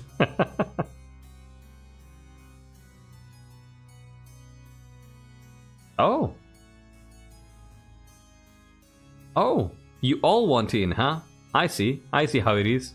Alright, I gotta count down from 5, 4, 3, 2, 1, and 0. Let's go. Alright. I can't believe you're just letting this happen. I should have known those ingrates would vote against me. The relaxation of standards all across the kingdom has the result of lowering production costs and boosting the economies of all the regions. Unfortunately, it also leads to a lot of collapsed buildings and avoidable accidents. Let me be. Yeah, Lurk's just as a gear shit. You now have a list of unloyal nobles. I've had that for a while. Your Majesty, the Inquisition is starting to move openly. Should you desire, I could try to help you once per season for matters concerning the Crown Lands. I have near no influence in the 3 regions, so you'll have to convince the nobles yourself. Wait. Should you desire, I could try to help you once per season for matters concerning the Crown Lands. I have near no influence in the 3 regions, so you'll have to convince the nobles yourself, Your Majesty. I mean, any help is appreciated. Any help is appreciated. The Inquisitors return. Your Majesty, I have received word back from the Inquisitors you sent east to investigate the claims about Countess Melting Penguins II and her nocturnal activities. And we placed Countess Melting Penguins II in heavy iron chains and waited until nightfall. She transformed into a vicious monster, black fur, claws-like scythes. It broke free and killed a dozen Inquisitors before we subdued it.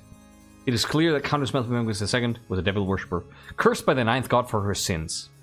We request permission to burn her alive in the town square.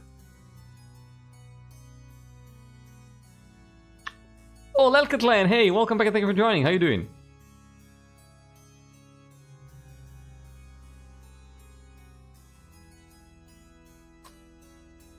The council won't like that. I should hold a vote. The 9th god is watching, Your Highness. Do not think you can defy his will. It's a basic technique of Caldevagan faith that a crafter must always use the highest quality materials. Not that you'd care, sending Inquisitors out like mountain dogs. That's really cool. That's a really cool tidbit, Northwind. I love it.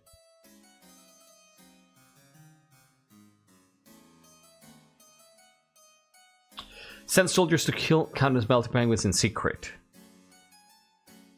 Throw Countess Melting Penguins into your dungeons. Burn the beasts alive in public. We're not just... This needs a solution. This needs a solution.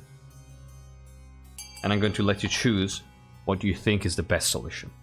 If you want to burn her alive, it's fine. But it's gotta be you to decide. It shouldn't be me to decide.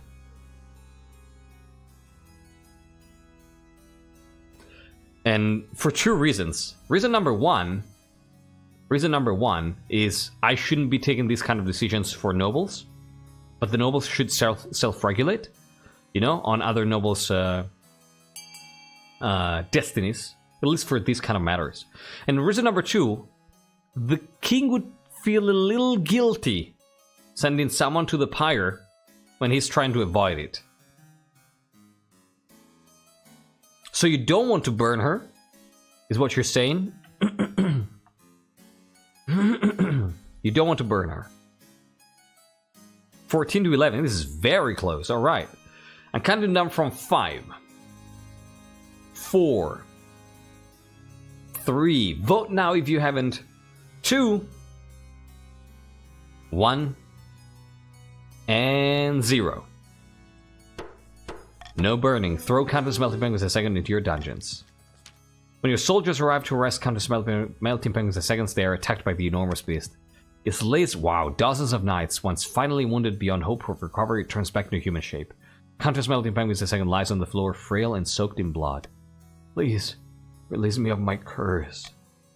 Countess Melting Penguins II is chained up in the dungeons beneath your palace. For months, your dreams are haunted by her howling. Unfortunately, rumors spread in the east that the king refused to punish the monster that devastated so many peasant families. Yeah, she wanted to die. That is traumatizing the king. That traumatizes the king so much. Now he really feels the pressure. Exactly, which is not going to help alongside his own dreams. And now, the Royal Inquisition. This is not gonna be good. Advisors! Nobles! I bring dire news. The king is a creature of the 7th god. A murderous shapeshifter. A bloodthirsty werebeast.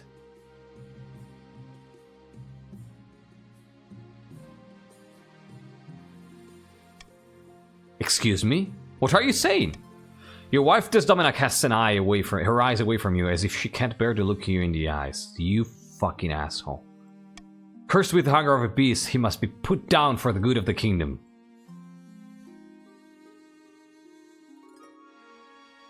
It wasn't my fault. I'm not gonna lie. I'm not going to lie. I am not going to lie. No matter, you are what you are, an abomination who cannot be left alive, let alone seated on a throne. Esteemed nobles, take action! Your options here are to burn the king at the stake, to confine the king to his quarters until a solution is found, or to execute the High Inquisitor for slander against the king. I don't have a veto.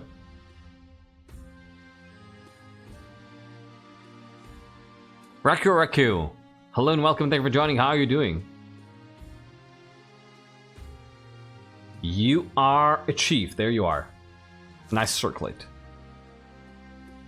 So...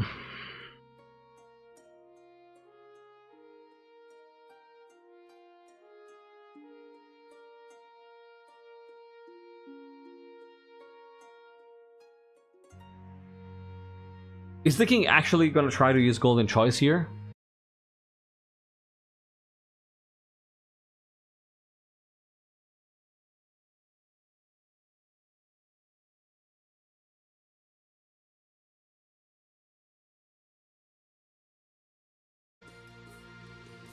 Alright. Okay, we're back. Okay, we're back. Hello, welcome everybody. Welcome back. Yeah, I'm back.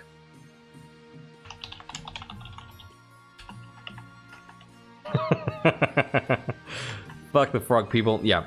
Thank you so much for sticking around, everybody. Yeah, my internet had a just, you know, dozed off for a moment there, and I was having some trouble restarting the stream, but all is good now. Welcome back, everybody. Hi. So I was about to say, I was saying,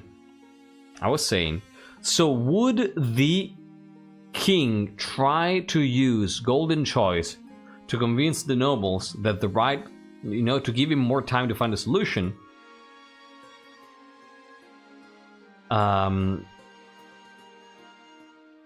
Remember second to last stream, which option helps tie up the saga the best? I mean, I wouldn't think it that way. I think that stories should emerge. Wait, what?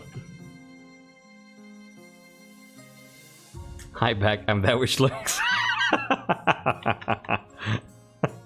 I think that you know, stories should emerge out of naturally out of things. So let's just go with what we think is like, let's follow the roleplay on this one. Yeah, I know that money won't convince you. Exactly. If you trust in justice, you will not belittle this decision with money. Yeah.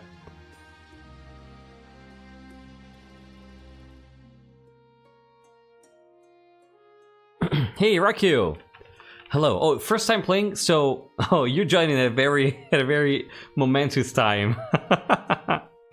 Let me give you a quick introduction here to the game. So, let me just make sure that you are in the game, first of all. I think you are. Yes, and you are a chief. Awesome. So, the idea of the game is... I play as a monarch, and my objective is to keep the throne. You play as a noble, and when you join, you are assigned to one of 3 regions. Your objective is to dethrone me, which you do by pursuing some schemes. In your case, you're a chief, and stage 2 of your scheme says that you need to raise your own military to at least 5. The way you manipulate stats is influencing votes,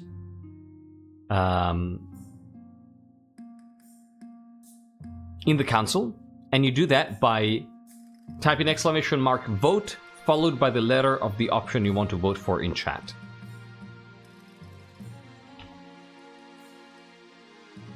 So that's how they work. the game works. You don't play in the game, but you play in chat. You don't have to have your own copy of the game open. Stream does not open?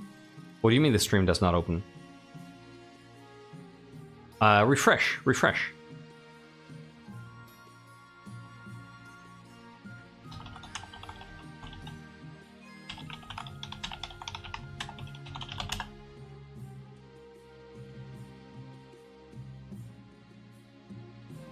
Yeah, you play in Twitch chat. You don't have to have the game open. Yeah, hi, there you go. So I just gave you an explanation. Yeah, you're welcome. So yeah, you play by typing !vote followed by the letter of the option you want to follow to do, and your faction has a scheme that now, for instance, is to raise military. So you want to try to aim for that. Generally, the game you're joining tonight is a recurring roleplay dynasty that we're playing. This has been going on for almost 3 months, and this is the second to last game. Next week we're gonna have the finale. And we try to follow lore and to follow roleplay and to build lore together. Like most people here have written lore for their own noble house, and we posted it on Discord and on our World Anvil page. So this might be a little less gamey and try to win situation, and more try to make a cool story together. If you have any other questions, feel free to ask. But this is a very momentous, very eventful time, so I might focus on the event for the moment. Awesome, happy to have you, Rakio. So that's true, Northwind, yeah. So I think that King Alyster wouldn't try to meddle this with money. Like, I think he's in the right. And he's gonna try to convince wholeheartedly the nobles that this is not his fault. He doesn't know where this comes from. He has a suspicion that somebody cursed him, because, like, his mother never told him about it, right? And remember that in the last part, when we were poring over the tomes, we found out that, the text said, you're convinced that you have been cursed. But it didn't tell us from whom, right? So the king is gonna tell the nobles, my dear nobles, I know how this looks, but I can tell you this is not me. This is not me, this is not my fault. I am a victim of a curse. And I am trying to get rid of it. I just need more time. And I would ask you, from the bottom of my heart, to give me that time, so that I can prove you what I'm saying. Oh yeah, my wife, I'm gonna kick her out. And this is all I can say. I'm gonna start the vote. I'm going to start the vote.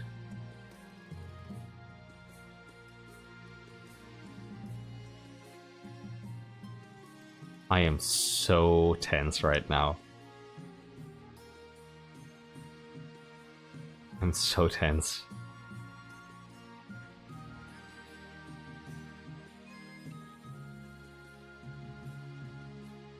Oh my god.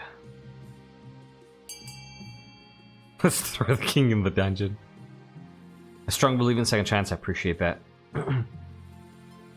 12 to 11. 13 to 10. 12 to 10 I meant. This is incredibly close. Yeah, I don't despise you, Vaspier and the others who voted for A. Even Ephra and Katori, who evidently used it in a very how do you say, opportunistic way. It's still very close, 13 to 12. So if you haven't voted, I mean, yeah, gonna leave, yeah. But it's 13 to 12. So I'm gonna count down from 5 here and let you vote. 5, 4, 3, 2, 1, and 0. I'm genuinely amazed as well, Darth Moonum. I was expecting like 10 votes on A or something at least. Confine the king to his quarters until a solution is found.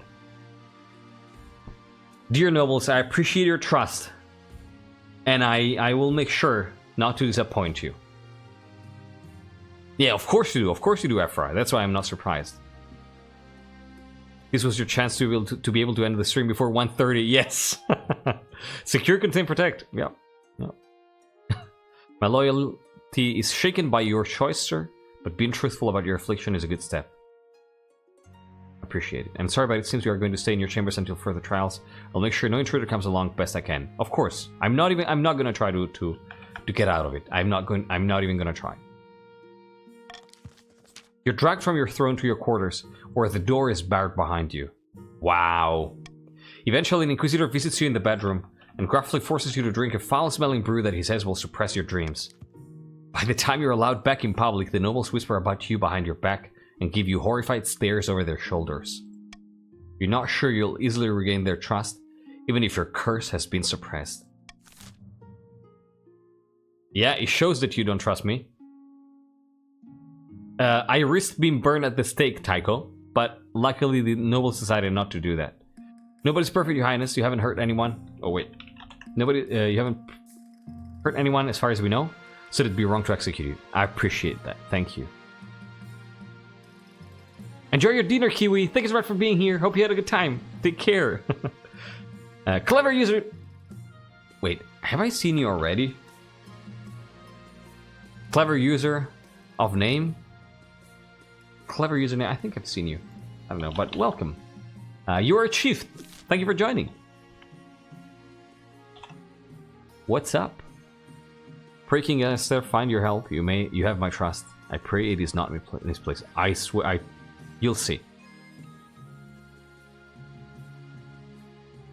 I probably have seen you in a different stream. Yeah, that makes sense. How you doing? Yeah. All right. Phew, that's a strong hit to credibility. This poor king, who's only trying to do his best, being completely ruined by his mother. Electri became an apostle of B-Satan. King got exposed as a werebeast, and we barely avoided executing the High Inquisitor. Yep. Happy to hear you're doing okay. Glad to have you with us tonight. You joined in a very eventful moment. I just risked being burned at the stake. Oh yeah, and Penguins was a werewolf. Alright, let's go. So, auction time. Auction time, everybody. It's time to put what happened behind our back and keep going. It's time to make the kingdom recover its own stability. Auction time, so exclamation mark, vote, no burning, exclamation mark, fund, sorry, followed by the letter of the building you want to fund, followed by the amount of money you want to spend. Let's start the auction now. Your options are lowering farming for the barons with A, lowering stability with B, raising military for the chiefs with C, raising authority with D, raising stability with E, and lowering faith for the counts with F. Of course, Mr. Crab Gaming, you have to specify a letter, exactly. Just like you did. Awesome. I want on the stream right when the vote on the werewolf stuff was happening. Put that ad there. Oh, I didn't put any ad. Sorry. It just went on. I'm not controlling every ad that plays. So 20 seconds left now. Of course, I would appreciate D and E, but you know, it's up to you. 10 seconds left. Do your thing, yeah. Oh wow, it actually passed. Oh my god. Who snagged that? Wow. Wow. Trash and Vikings, right? That was a good snipe. Marley coming in with the 79-79. Raising the oh no, Marley sniped it. Oh my god, Marley. Holy hell. So, Trash and others raising military for the chiefs, and Marley sniping and getting the monument built. Yeah, I saw you try. It's still good, I appreciate that, Tynd. I appreciate that. That was very nice. The ritual? Oh no. Oh no. Electri, this might be you. Well, let's do the ritual first. After countless hours slouched over your desk, no sleeping moth-eaten texts, you finally understand your predicament.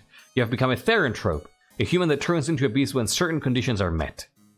The text points to a secluded grove just outside the eastern village of Telkevosk, where the afflicted could supposedly be cured. When you head there, you are met by an aging woman with thick, ragged hair and a toothy smile.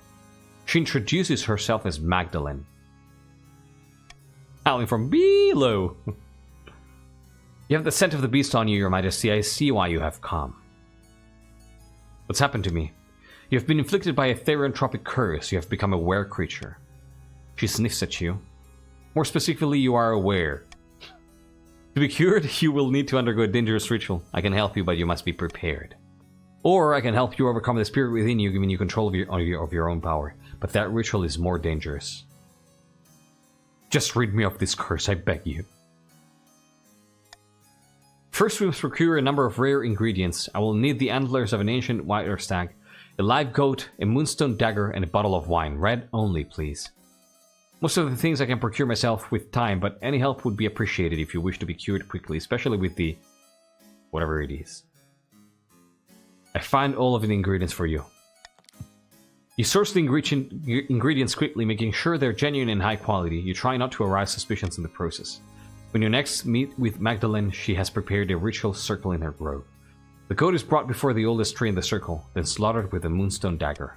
The blood mixed with the wine which she bids you drink before tying you down to a stone altar.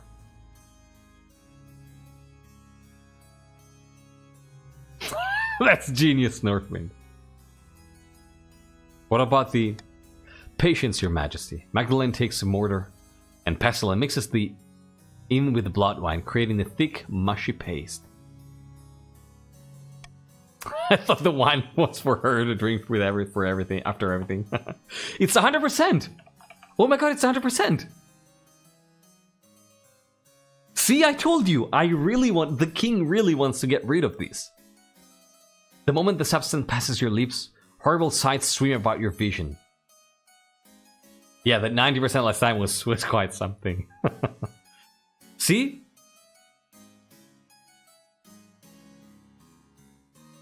The king really wants to get rid of this, and it shows. 100%.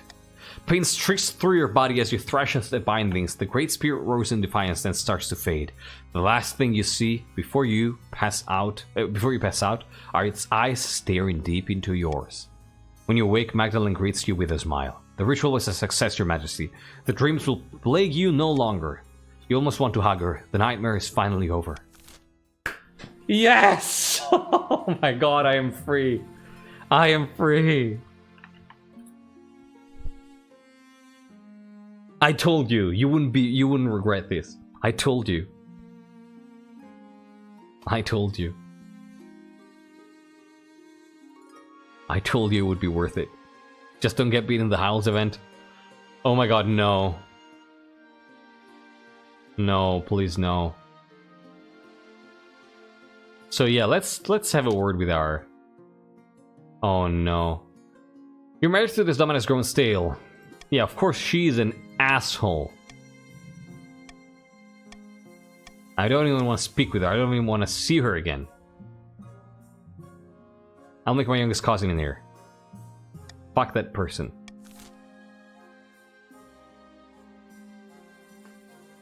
Howling from below. Ever since you locked up that accursed eastern monster in the dungeons beneath your palace, your dreams have been filled with howling. Tonight is the same, howling inside your head. Incessant.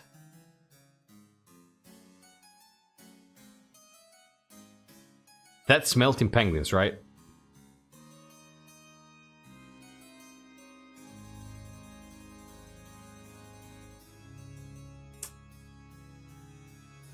It might be time. It might be time.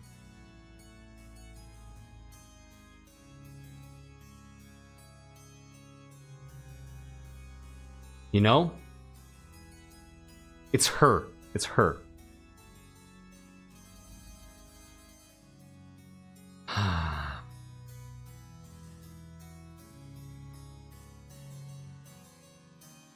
Please tell me he'll get cursed again. God, what would King Alyster III do here? Would he go down?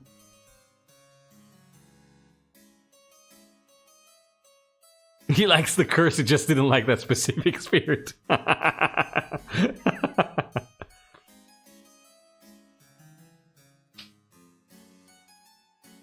don't think he would go down to the dungeons, you know? I don't think he would do it.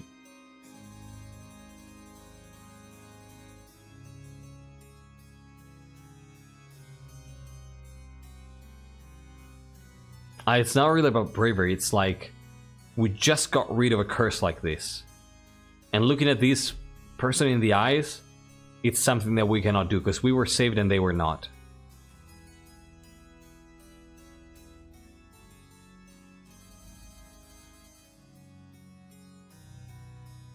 I don't think he has it in his heart.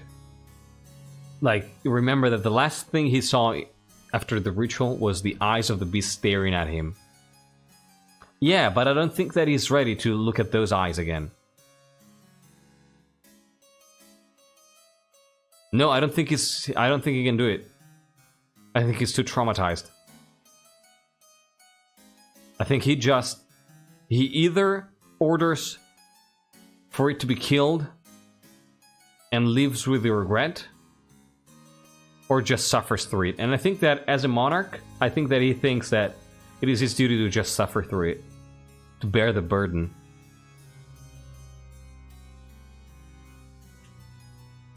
The one thing that is... So I think, yeah, I think his choice would probably just to bear the burden since he is the monarch. The only thing that is making me hesitate here is that he remembers very clearly Melting Penguin saying, please make it stop.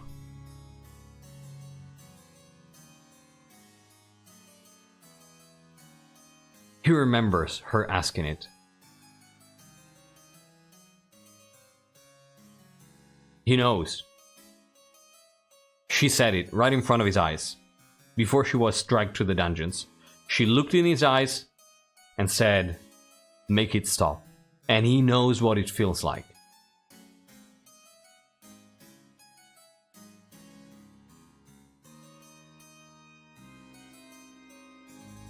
I think it might be. I think it might be.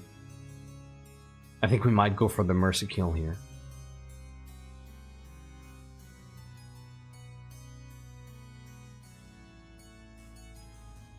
I think we might go for that.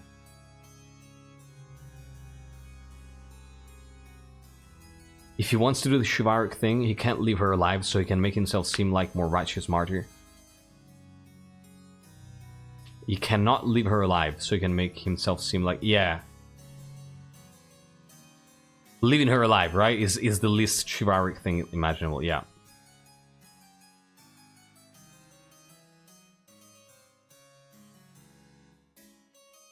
I think it's going to kill... I think it's going to have her killed. And if anybody goes up to him and says, what did you do? I think his answer is simply going to be a very curt, you have no idea. You don't know what it's like. You know?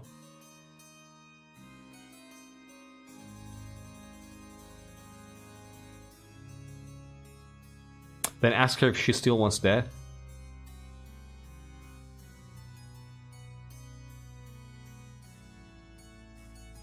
I think the trauma is too strong. I think this is the one thing he's not able to do. Yeah, I think he's just gonna go with this. Despite the lateness of the hour, you call for the captain of the palace watch and tell him to execute the monster at once. Yeah, he's too traumatized to face her. Yeah, exactly, exactly. Like it or not, that monster is a countess. My fellow counts won't like it if you kill her. Please, just go back to sleep.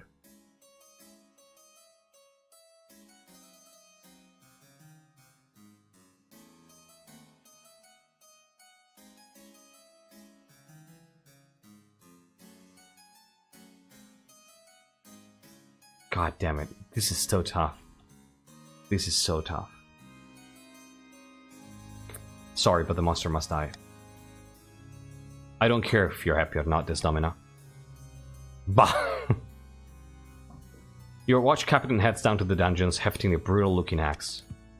Though the counts are outraged, you sleep peacefully. And most importantly, she does too. I don't think the king, like, the event kind of portrays it as if the king does it for himself. In this case, I think it does it for her.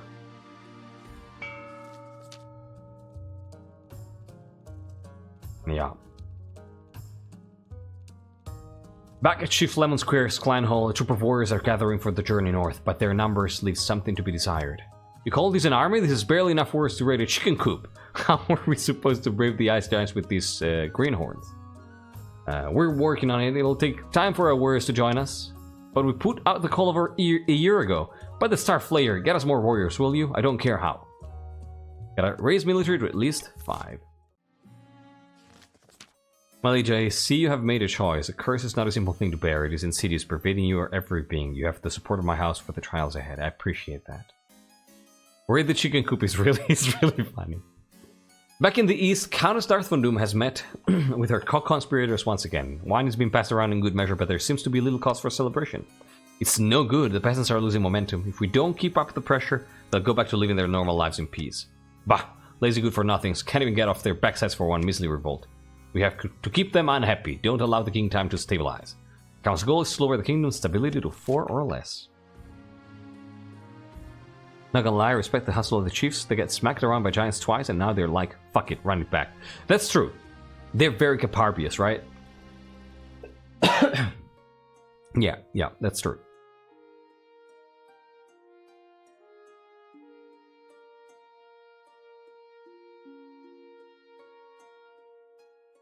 Yeah, that's true.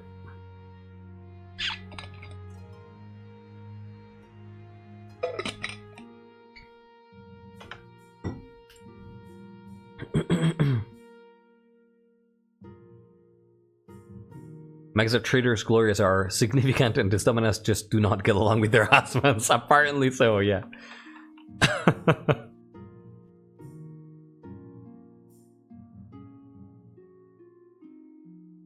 Yeah, I'm considering, given the fact that we killed a count.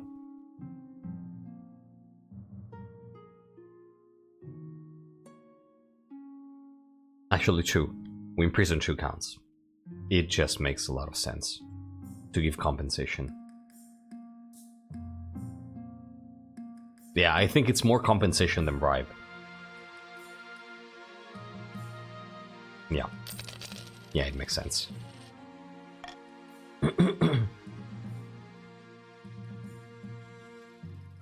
It just makes sense. The jousting tournament. Oh my god. Let's go with the delicate matter first. Divorce time fucking finally. You're imprisoning 1 count, the other is dead. Yeah.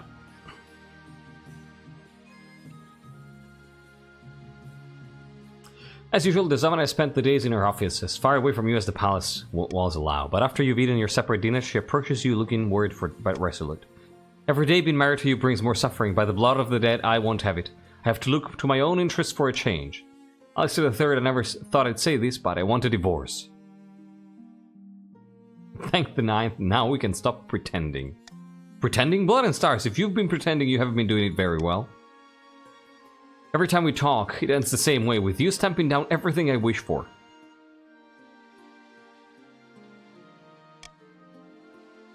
This was never going to work, it's over for now. It's over now, for good or real. I called for the Archbishop to witness the divorce ceremony. Yes, Oscar was terminally divorced. Yes, well, good evening, Your Majesty. I know this is awkward, but I'll ensure it all goes as smoothly as possible.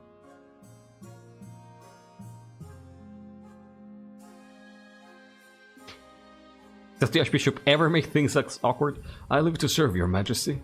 Alright, let's get this done. Your Grace?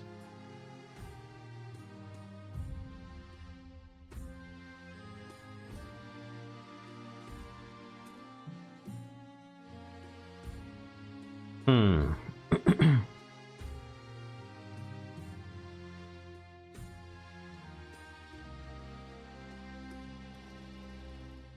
I don't know. I think he's smart enough to, like, he's relieved, but I think he doesn't speak up. All right, I have no choice. She rolls her eyes. Very well, you are now divorced in the eyes of the kingdom. Thank the ninth. Soon the Zamina is ready to leave. It was fated to end this way. I fear we'll not see you again, your highness. Then she's gone, leaving you in the palace with no one but your honor guard, your huge household of servants, the palace watch, and your inner circles of advisors. Practically alone. Holy shit. Word quickly gets out. The kingdom is shaken by the news. In the capital and beyond, everyone's gossiping about what happened. Drac of Spoons, your highness. You rejected my dear Desdemona, my own blood. This is an outrage. Actually, she divorced me. That's not the point. I and my fellow counts worked hard to put a dowry together for poor Desdemona. Tailor her outfit, prepare the feast. Yeah, she denounced me, right? Now that the marriage is dissolved, I petition the king to refund the cost of the wedding. Well, I cannot refund the cost of the wedding.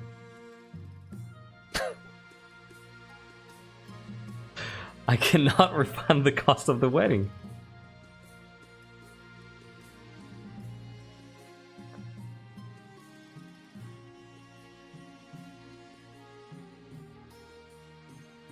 Well,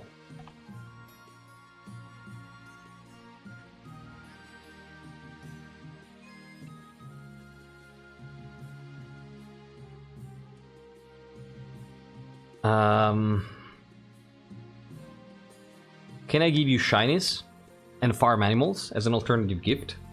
I'd be more than happy to give you shinies. I would have given you money if I had enough. I would have given you money.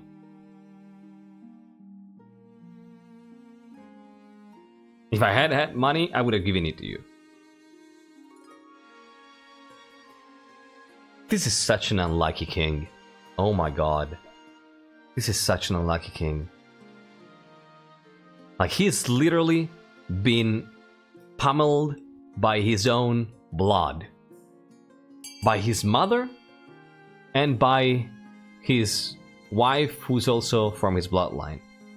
That is so unlucky.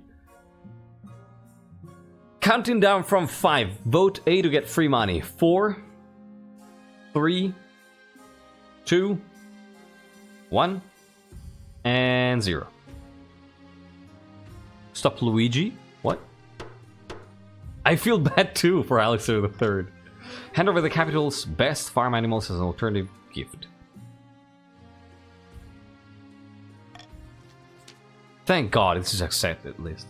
It's a blower boy, a wet cat. Kinda, right? His past is just screaming from the crypt, poor guy. Yeah, I just want to put him out of his misery. No!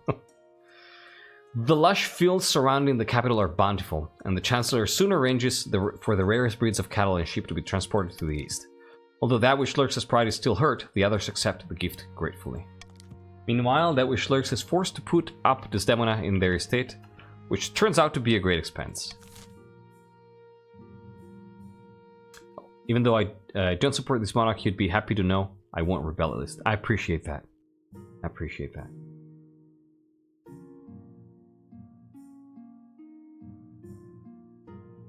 What insult! I got divorced! Like, she asked for a divorce.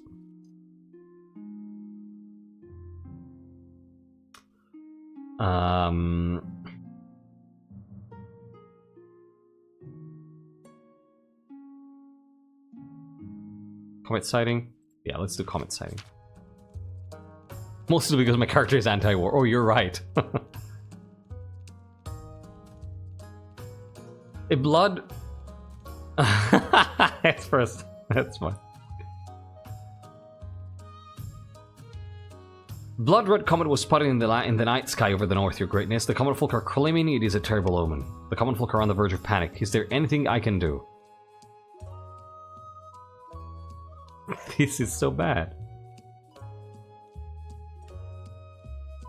This is so bad.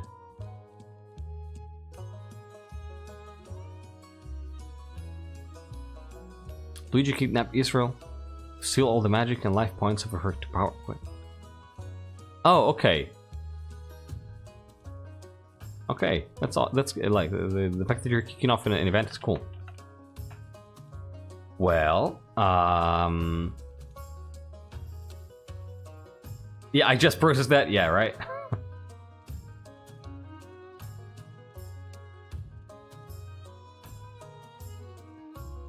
Tell the church to dispel such baseless superstitions. If fate is with me, I gotta test it, right? I gotta test fate. Mr. Crap Gaming, chill down with the rebel. Please. You're gonna be able to rebel when you're gonna be able to rebel, but not now. It's not like if you spam it, you can rebel. Alright. Tell the church to dispel such baseless superstitions. If destiny needs to help me, it's gonna help me now. And of course it's not going to do it. And now you both pass your thing. The priests of the north preach that the comet is actually a good omen due to a new interpretation of an obscure cluster of stars. Unfortunately, the peasants don't believe a word of it. For a few weeks, the north is gripped by panic. Riots break out in the streets, soothsayers wander the land, foretelling doom. And now both barons and counts pass their scheme.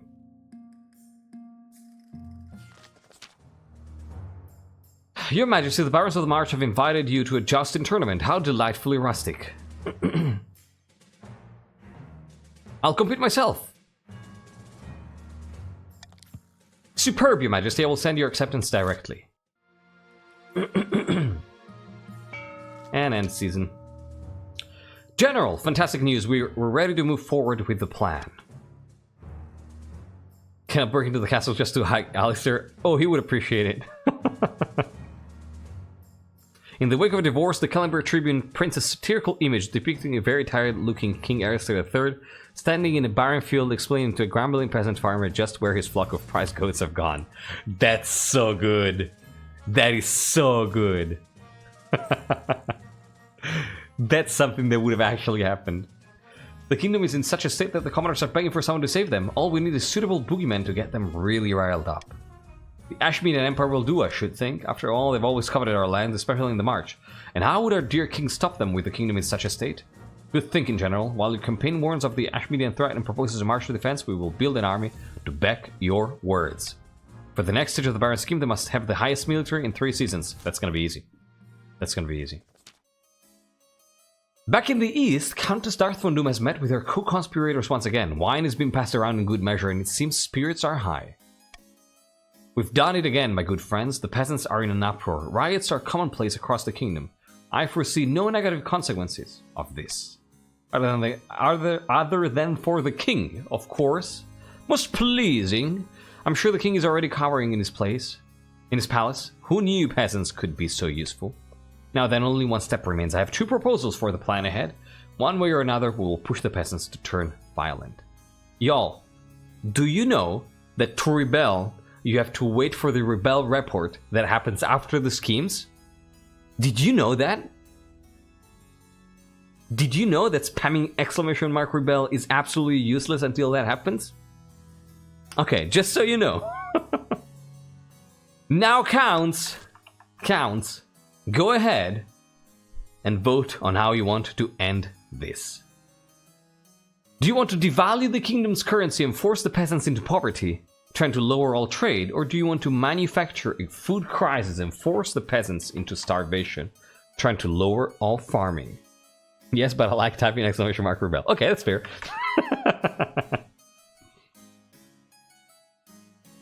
If the chiefs rebel alone and win, that's gonna be amazing. Welcome back, Kiwiburb. The kingdom is going to shit, and this might be the unluckiest king I've ever had. That's what you missed. Under Neon Lights, welcome, and thank you for joining. How are you doing? You are a chief. What's up? So, food crisis it is.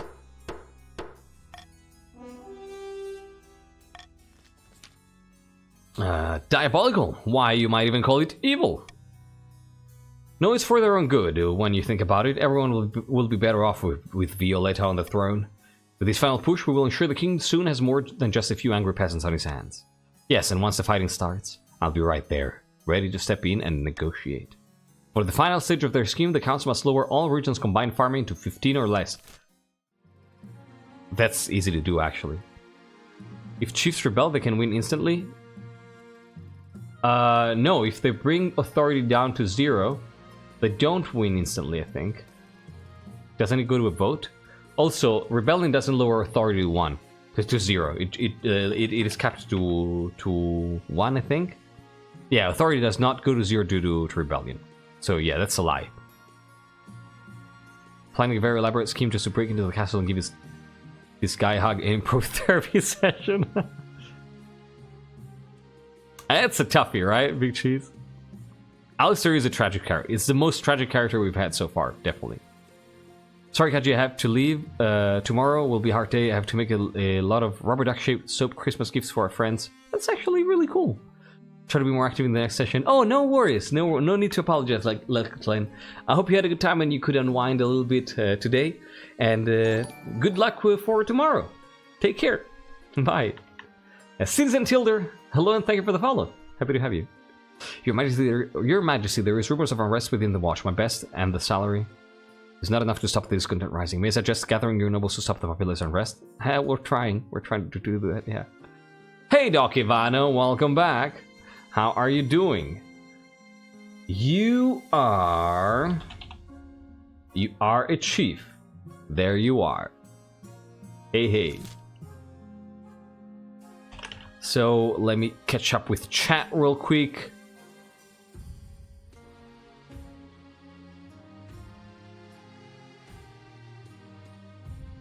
Yeah, that's true. The East has been hurting. Not more tragic than Tatiana or Lennox II. I mean, they had a very tragic conclusion, but his life has been tragic, like all of it.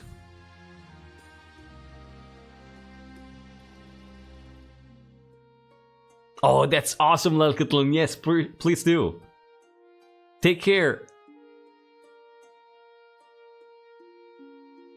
Fine, the overlay is working, by the way. That's awesome. Yeah, that's good. That's good. So what you're joining tonight is a recurring dynasty that we've been playing for almost 3 months now. This is episode 11, and it's going to be the second to last episode in this dynasty. So the finale is going to be next week. So there's a lot of...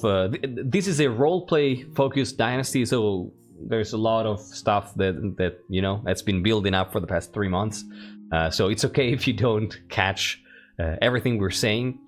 Also, you're joining towards the tail end of the game, I would say, because things have been going tragically for our poor king tonight. So yeah. But yeah, if you have any questions, feel free to ask, and I'll be happy to clear things up for you. That's awesome. I'm gonna take a look at it later, then. Thank you. You take care. I'm annoyed that it is ending so soon because I feel like I'm just getting stuff started. Right? It's always like that. It's always like that. Yeah, at least the economy is good. So,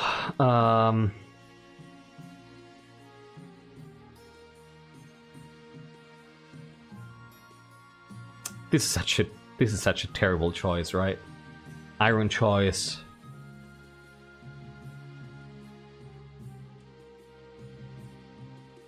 You know, I'm probably gonna go iron choice instead of golden choice. Yeah, and here we have the rebellion report. And now you can rebel if you want. I'm not sure if it's convenient, but... Oh, thank you, Lacklin. Oh, you won't be here next week? Oh, then happy Merry Christmas. Then Merry Christmas and you know, Happy New Year to you. We'll be here next Wednesday to finish this off. So if you can join, I'm gonna be more than happy. Otherwise, happy holidays and see you next year.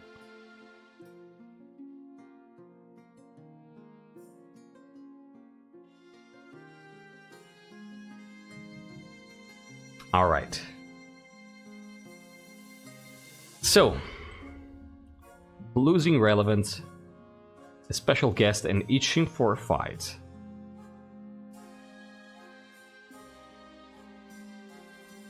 Oh, can be here going to visit parents. That's awesome. Okay. Then enjoy the holidays. Take care, and see you in January. So let's take a look at losing relevance first. This morning you'll be cutting the ribbon on the new library, then giving a speech at the gardening festival. I've prepared some inoffensive jokes about flowers for you. Hang on, isn't there a council meeting today? The what? I'm gonna write that down and look it up. Vaguely. Okay. I hope it's something good.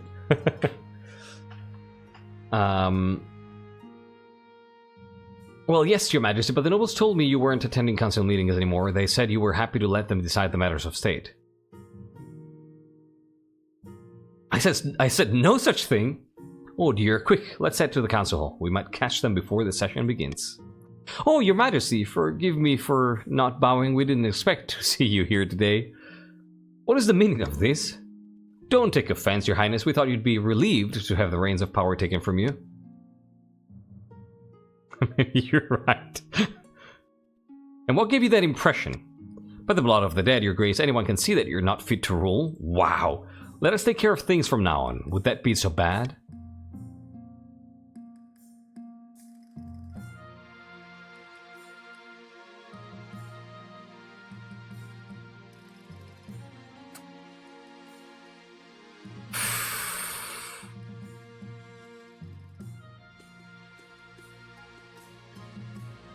Yeah, the thing though is that, yeah, he knows that he cannot afford this. Let him off with a stern warning. Doesn't get much better after that, of course. Next council session, you walk into the hall and discover the nobles have begun discussing the day's affairs without you. You don't object, you just sit quietly on your throne and wait for them to notice your arrival. Wow.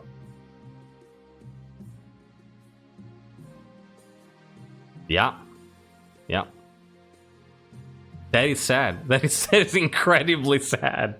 That's incredibly sad.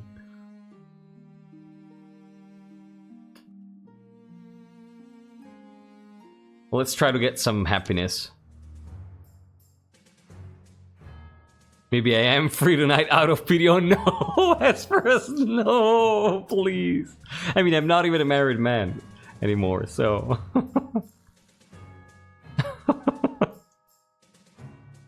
He is a tragic tale from the east, yeah. The barons have assembled upon a jousting field, watching from tall stands. The place is buzzing with excitement. A servant straps on your armor and helps you mount your horse. She hands you your lance, and you ride out onto the field. Welcome, one and all. We have a most thrilling guest today. As you ride your horse past the stands, nobles gasp and stare. Wave enthusiastically. This is the only thing I care for now. You're undermining my authority. Yeah, and what are you gonna do about it? Nothing. I'll take him out on a pity day. I'm lesbian as hell, but I just feel too bad for him. Cheering erupts and the nobles stamp so hard that the stands tremble. When the jousting starts, you quickly realize your opponents swerve each time they approach. They don't want to hurt a king. Plus, puts a dent in the challenge, really. This is... I cannot even win a tournament that people are trying to make me win. Oh my god. Oh my god. This is so bad. Yeah, rebelling now is kicking him while he's down. Yep. He finally gets to leave his dream to be Count Herman. I'm not sure he does. Bracing match, isn't it? You're beating everyone soundly. Like, and I don't even have a good chance.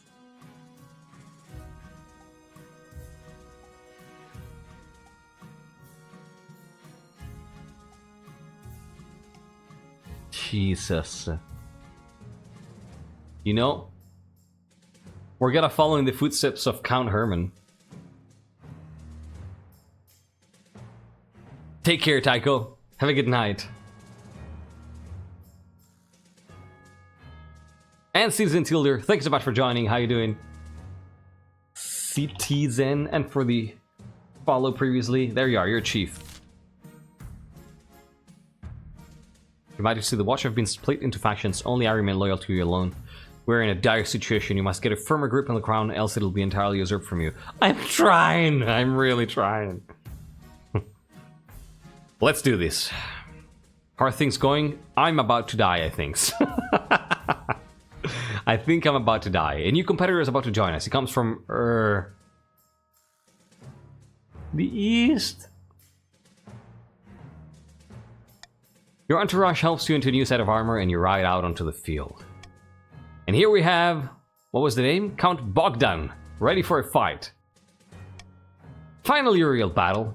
You're thrown from your horse, flat on your back. The blood courses through your veins. The audience roars in support, cheering wildly for Count Bogdan. How long has it been since you felt really admired? It's been a long time. My whole life. At the end of the day, you make your way back to the capital feeling every ache in muscles you didn't know you had. But what a rush. Northwind, no! A very long time. Meanwhile, the Eastern cavalry troops see a huge influx of people eager to join up, inspired by your example. I even fucked up myself. There you go. Itching for a fight. Anthony! Your Majesty, we in the March have finished the complete reorganization of our new army. It truly is a powerful beast now. Thank you, Shinybergs. Yes, very lovely. Moreover, I was hoping the Crown might be willing to host some military exercises. The soldiers are restless. You want me to start a war? Very kind of you. We just need a suitable campaign to whet our swords and spears, and a bloody army isn't worth its salt, I see. Let's see what the council thinks. Instead of costly war, we could establish mercenary companies that fight abroad and take a healthy cut of the profits. Or we should use our might as intended and make inroads into Taveling, whose meager army will surely be no match.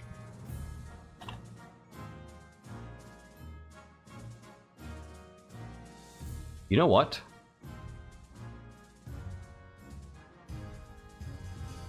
Let's freaking go on to Ashmead. Oh, what did I do?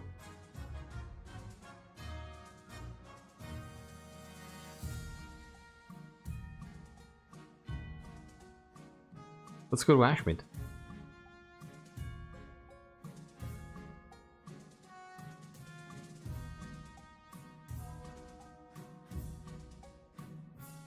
Call for unity. I don't think they're gonna follow me though, so...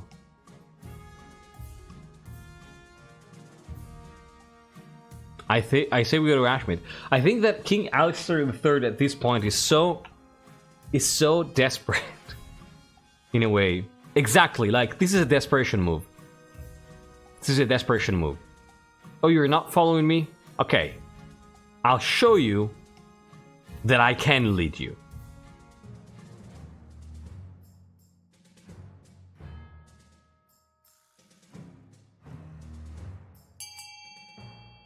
I say let's go to Ashmead. He's so fucking sad and lonely, I'm going to kiss him in the forehead. We can't have a war in foreign lands, we're gonna have a war in our land. Well, we'll see.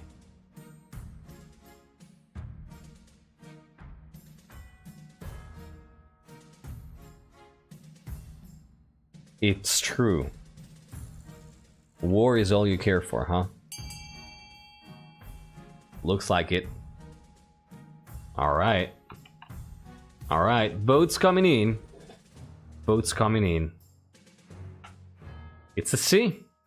Looks like it's a C. 19 votes. Inter S, hello and welcome. How you doing? Are you even in the game? You're not in the game. To vote, you have to type !join, followed by your pronouns, and you'll be assigned to one of the regions. Just so you know. Alright, let's go. Looks like it's gonna be C. Embark on a full-scale invasion of the Ashmeadan Empire. Huzzah! Let's teach those Ashmeadan dogs a lesson for existing without our permission. Willfully misinterpreting a standard diplomatic message as a grave insult, you send a declaration of war to the Ashmeadan Empire. You've never seen the Barons so excited. Alright. Another political cartoon is put to print, this time showing a diminutive Alyster III sitting on an oversized throne, beleaguered by divorce papers and war declarations, all the while surrounded by the overbearing caricatures of the three regents, their sharp teeth gleaming as if waiting to pounce on their wounded prey. God, I wish someone would draw these. Got it, thank you. I'm just looking for at the game now. Seemed interesting on Steam. Seen it has Twitch extension, so I joined here to view it. Oh, that's awesome. Yeah, you're very welcome. Yeah, like feel free to ask. Like if you have any questions, feel free to ask, and I'm gonna be more than happy to clear things up for you. Your Majesty, this is a bold move. I shall pray you find victory for your continuous rule despite all odds. I appreciate that. I appreciate that, Bunko. It's not quite like that, Northwind. Like Alyster was that. Like Alyster was. Oh, you want to see strength? I'll show you strength. Alyster III is. Please believe me. I'll show you I can. I can lead you. Like I need to find a way to show you.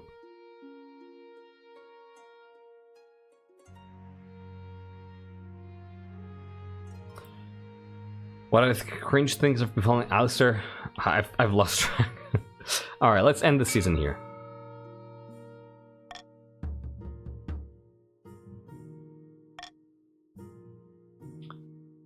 War with Ashmead, your heir, and the Mystery Knight. So let's first do your heir here. Your quest for an heir is finally complete. You stand before the council holding a small child in your arms. Should I die, I ask my crown be passed down to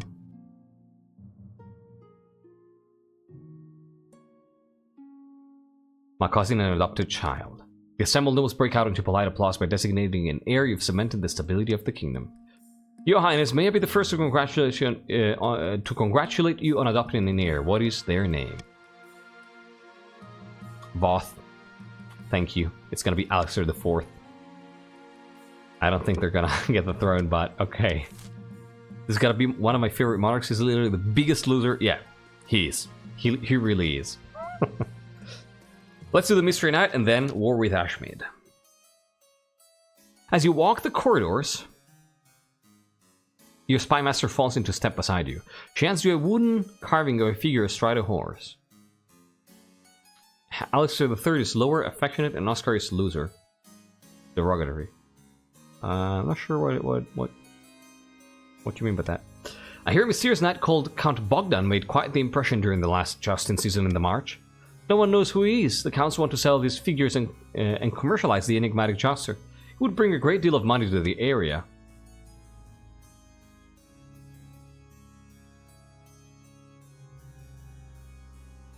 God, I really want to do this.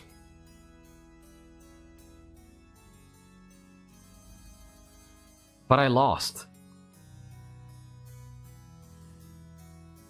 I lost and he made success and it had success? What? The adept is really bad. No, what I mean is one to reveal that it was me. Bogdan shows up, gets his ass kicked, and then vanishes. Is that really all you have to do to be popular?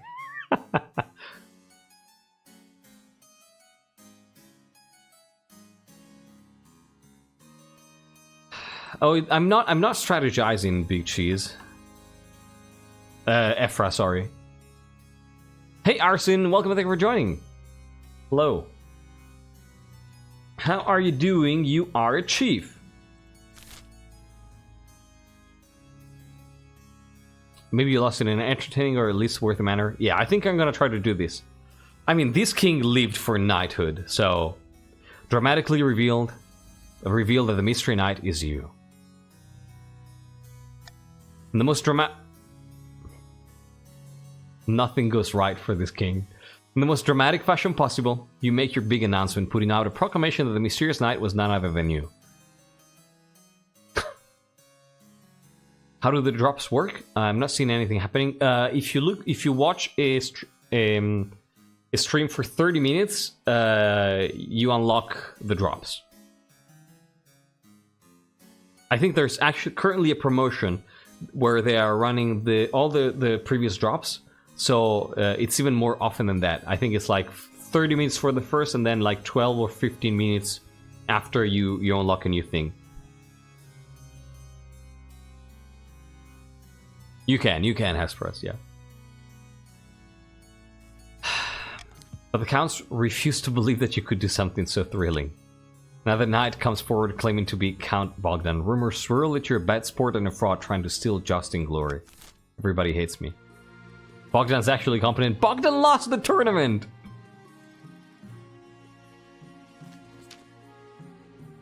Baron system error. This is so accurate. He's too lame to be an awesome loser knight. This Ashmeaden war better be the most crushing victory Celestat has ever seen, my liege. I agree. Ha! You should have seen the look on the Ashmeaden diplomat's face when I told him we were declaring war on his pathetic empire. I kicked him in the rump as he left, for good measure.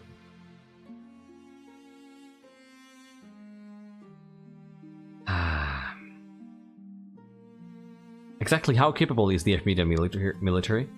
The Ashmeaden's empire's golden age is long behind it. They're still bigger than us, with more soldiers and a long history of conquest, but they lack discipline and are plagued by infighting. The kingdom's armies are in decent shape, but this will be difficult. News of the war inspires a wave of patriotic fervor across the kingdom. Old knights come out of retirement and naive youth stampede to join the army. Hopefully it'll prove enough. Rest assured, my liege, you'll have our full support in this war. What's our opening gambit? Fuck. I have no idea, Trash. How long do games last? Oh, wait. How long do games last? Options if you play alone are okay, or better join someone on Twitch. So, you cannot play alone. You cannot play alone. Single player is not a thing. Games last... I've seen... So, let me explain. You need at least 3 other people to play, and you can play on Twitch or with the party game mode.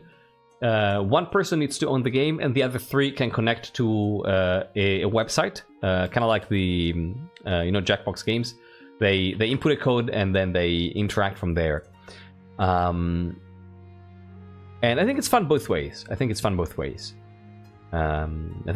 best on Twitch, but party game mode is with friends is really fun. And games last, so usually my streams games last like about 3 hours. I've seen people go from 2 to 3 hours and a half, roughly, on Twitch. But when there are a few people playing, especially in party game mode, I've seen people end it in like 90 minutes as well. But it's very hard to go below 90 minutes, I would say.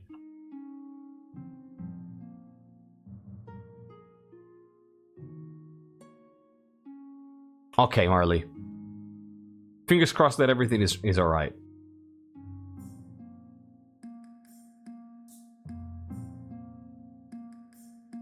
Are we still lagging? Because my internet was fine. Awesome, you're very welcome, Inter. Again, feel free to ask any other questions if you have them. Have the Spy Master sent assassins and saboteurs into Ashmead, sent a small expeditionary force to test the Empire's strength?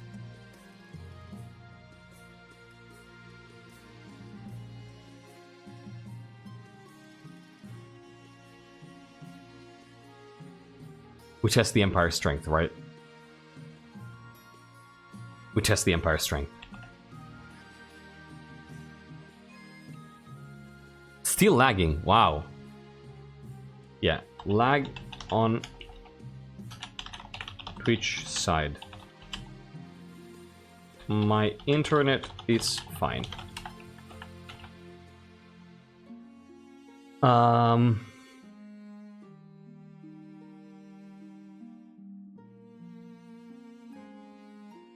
Yeah, I think I'm going to promote B with an iron choice. Let's do it. Let's do it. Oh, what's that? Hey, Inter, thank you so much for the follow.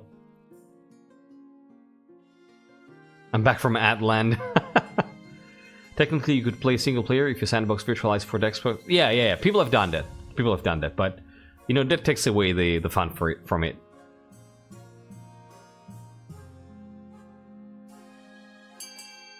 All right, vote, everybody, vote. I say we go with B. And J Fornus, thank you so much for the follow as well. Happy to have you with us tonight. 12 to 8. This is kind of close. 13 to 8. Gonna give you a few more seconds to vote. I'm actually gonna count down from 5 here. Just so I have to go, but I posted it in Discord if anyone is interested in it. Of course. That's awesome, King Israel. Thank you so much for being here. Hope you had a good time. Take care. Counting down from 5, 4, 3, 2, 1, and 0. 60% of the time, it works every time. Well, guess what? This is the unluckiest king ever, so it's gonna fail. Take care, King Israel. 60% chance? Good decision. Let's see what we're up against. I shall accompany you, of course. If you must. Your Marshal and Baron system error ride out at dawn, accompanied by a single hardened regiment. You wait anxiously for their report. It's a success! Oh my god, is this our destiny? Is this our destiny? Yeah, if this backfires, that would have been terrible. Is this our destiny? Why are all the monarchs alike either hot women or the biggest losers? We finally got a winner. A win. Yeah, it worked. When the messenger arrives, it's with good news. Your expeditionary force has already captured a castle in Ashmedian territory, and the Empire is too busy with internal conflicts to respond. We press the advantage, right? We press the advantage. Screw the rebellion, conquest.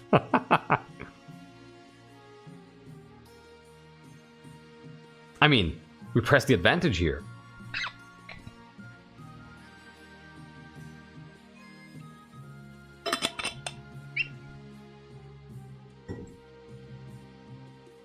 Right?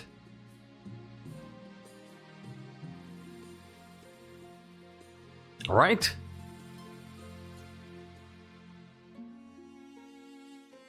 Press forward, no mercy, right? So 4+ players, are all of us kings or... Yeah, no problem. Yeah, I've been playing this game like 2 or 3 times a week since it came out in March, so yeah, I do know the game. So basically, one person plays as the monarch, and the other 3, when they join, they're randomly assigned to one of the 3 regions that the monarch picked at the start of the reign. The game has 5 regions in total that differ for starting stats and schemes to try to win. So yeah, and the difference between the three regions are in the starting stats, in the lore and flavor, and in some of the schemes that can get presented to try to win. And then what else? The way they interact with the game is basically voting in chat, yeah, or through the extension. Sorry, through the website. Sue for peace? Our internal conflicts are more important.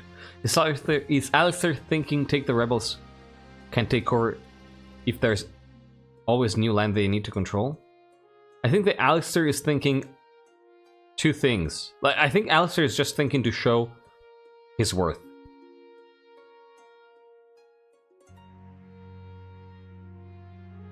You know? Yeah, I mean, he at this point he grew desperate, so...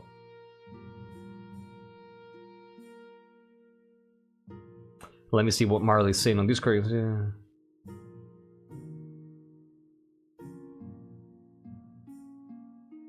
I don't think so. I really don't think so. It wasn't his idea, but I don't think that he's gonna go there. I think Alyster would think Swim for Peace looks weak and is tired of being weak. Yeah, exactly. It's alright, Vaspir. Press the advantage. You order a full-scale invasion of the Ashmedian Empire. This could cement your name in the history books. Yeah. We gotta count rebellion. Auction time, everybody! Auction time. We got auction time, exclamation mark, fund. This is the other way that the nobles can interact with the game, with auctions. Trying to spend their money to fund buildings that change the stats of the game. So let's go. Exclamation mark, fund, followed by the... exclamation mark, fund, followed by the letter of the building you want to fund, followed by the amount of money you want to spend. Your options are raising faith for the barons with A, a cathedral, lowering authority with B, raising military for the chiefs with C, lowering military for the chiefs with D, lowering farming for the counts with E, and lowering trade for the counts with F. Going to let you know when there's 20 seconds left and then 10 seconds left. 20 seconds left now. I'd like to remind English is my second language. Yeah, no worries, Master. No worries. And 10 seconds left here. Go, go, go, go, go.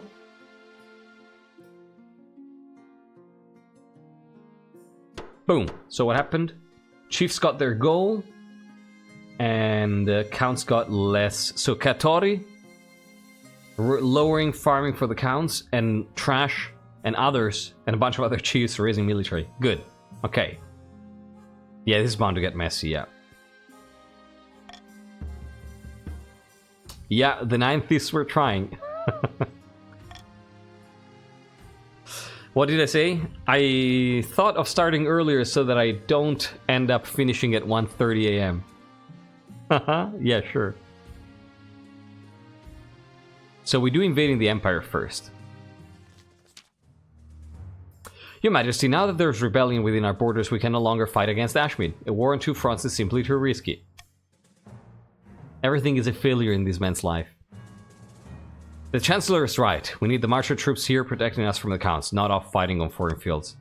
I've taken the liberty of inviting the Ashmead ambassador to today's council session. We need to come to an agreement. Greetings, Your Majesty. It seems I have you... What's the phrase?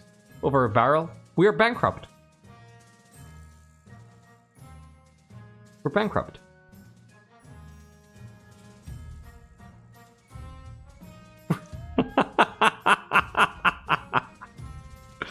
Well. Well. Let me do something. Let me do something. It's autumn, it's sack season. We'll see. Let me do something. Let me quickly go to the restroom here. Let me quickly go to the restroom. And think about this. Give me 1 minute.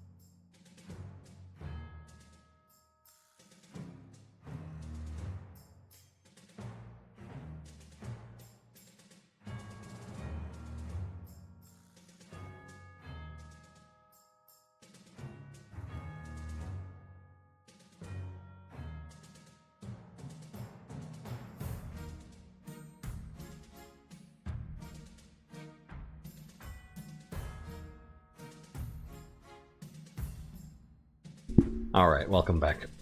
I really don't want to believe. He goes away, screams in the distance. I really don't want to believe to how tragic this king's life is. To be honest, you got lucky. The ambassador's terms are harsh, but you have no choice but to agree. The counts have forced your hand. Your chancellor unfurls the scroll so long they could have comfortably used it as a hammock. You and the ambassador both sign on the dotted line, and just like that, the war is over. First order of business, of course, is the concessions. The March gives up some of the least valuable territory on the Ash-Medium border, nothing but scraggly soil with few resources. And in addition, of course, you're forced to pay tribute. The Ash-Medium ambassador leaves the capital with 3 wagons full of gold. After the news of your defeat spreads across the kingdom, everyone from peasants to nobles is quick to call you a fool. As if they didn't do that already. The King's Tour. The Knight's Tour publishes yet another scathing political cartoon. This one features Alyster, son of Gloria, standing on a dam labeled with his many rickety successes. It's about to fall apart. God, I want someone to draw those so bad. Poor little Screamblue. The counts attract equal blame for their ill-timed uprising. After the news of your defeat spreads across the kingdom, everyone from peasants to nobles is quick to call you a fool. The counts attract equal blame for their ill-timed uprising. Yep. Yep.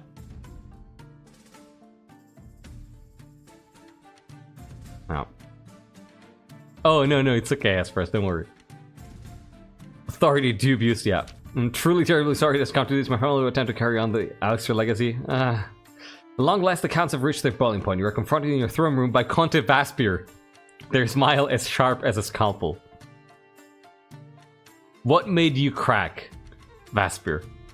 Or were you forced to go? What did you name your dynasty? This dynasty is called the Bearclaw Dynasty.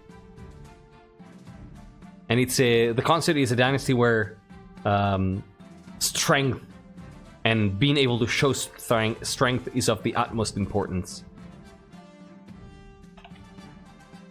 Depicting the sinister figure of Ash-Medium Emperor Shemorath II, secretly ordering his Caldevagan priests to spread rebellion to the east, undermining the invasion. All while King Alyster III looks on, pushing columns of tin soldiers toward the menacing army of the east. That's cool. That's really cool. So yeah, the Bearclaw Dynasty. Why am I the messenger? Were you forced?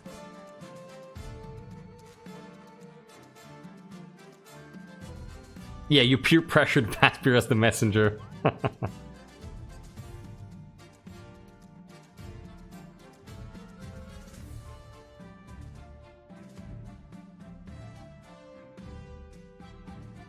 least the divorce means that your wife can't betray you during the rebellion. Yep. At least that. Yeah, you were definitely forced, right?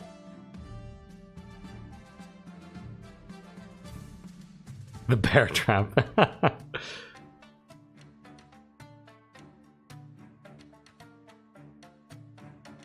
So, let's see. The counts of the east will bring you down, pretender to the throne. We will rise up and fight for Violetta, the true queen. This is a formal declaration of war. The next time we see each other will be on the battlefield. I cannot chop Vaspir's head. I know Vaspir is a pacifist. One day I'll see your head on a spike.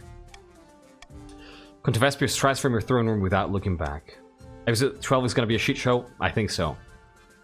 I didn't expect them to move so boldly. I mean, if by shit show you mean epic, then yeah. How did this get so bad? The leader of the rebellion is Conte Electri. As reason for the uprising is citing your past transgressions, mainly divorcing this Domina. That's the thing you blame me for? She divorced me! Runs fast.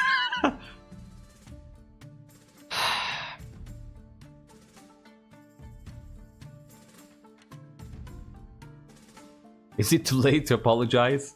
I mean, actually urge to murder Rising for once. What are our chances? Let me put it this way, everyone in the palace who understands the situation has wet themselves. So this is it? Civil war? That's right, your majesty, the kingdom is divided. There will be a lot of death and suffering before all this is all over. I'll go dig out the trebuchets. Yeah, the reigning family is slowly crumbling, and right before the end of the dynasty it all comes down. Yeah. It was fuel, okay. It's been a long time coming. Over 300 years ago, the East was conquered, but before that, we were our own rulers, with a lineage of monarchs stretching back 1,000 years. The glory days. And its reaper, of course. Indeed, and that's why we must rise up. By placing Violetta on the throne, we will reclaim what we have lost. But first, we must decide on tactics. My fellow counts, I ask you, how shall we strike first? We can launch a preemptive strike against the barons to cripple their military capabilities. If we suspect the chiefs may join our cause, we can call them to war. They'll be more likely to join us if the king's authority is low. We could also call upon the church to condemn the king, or finally we could send off an assassin to nip this in the bud. What do you want to do, counts? What do you want to do? Vote now on how to start the rebellion. This is a count-only vote. Count-only vote.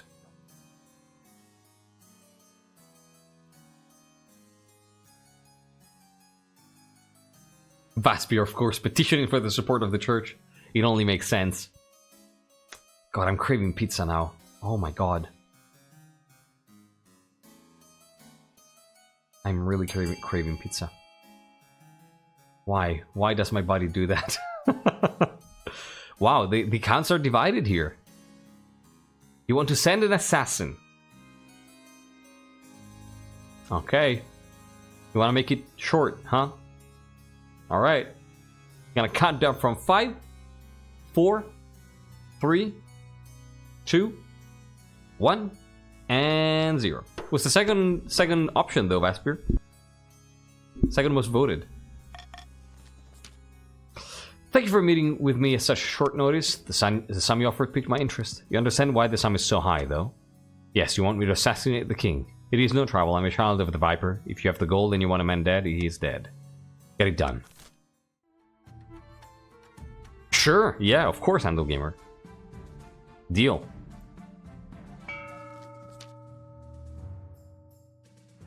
Yeah. You got 3 votes, and the first option got 5. The others got 1 or 2, I think. Of course you're paying for it. Across the kingdom, commoners and nobles alike are now turning to General Ermin, who promises to rescue them from the king's weak rule. There are daily parades in the general's honor. A cult of personality begins to form. Commoners are signing up in droves to fight for Ermin. Their popularity far eclipses the king's. In the grand hall of Baron Funky Owl's castle, a number of figures are hunched around the hearth, plotting away.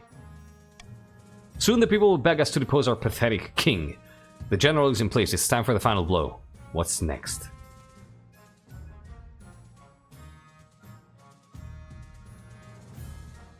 I'm back to help my mom get home since she got out of a successful surgery. Moving out. Oh, damn!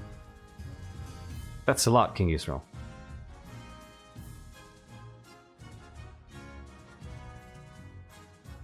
Well, glad to hear it was successful. Glad to hear it was successful. No worries, welcome back. The general is in place. It's time for the final blow. What's next? Barons, how do you want to try to finish this? Do you want to take over the palace for the king's safety? Trying to raise others' defiance. Oh my god, this is a win. Or do you want to enact a swift and brutal palace coup? Trying to lower authority. That's a win, right? Because they're rebelling. No way. This is so perfect. Why did we rebel though? We reached our scheme goal? I have no idea. No way. But farming is so easy to lower, it's hard to raise. True. This is so perfect.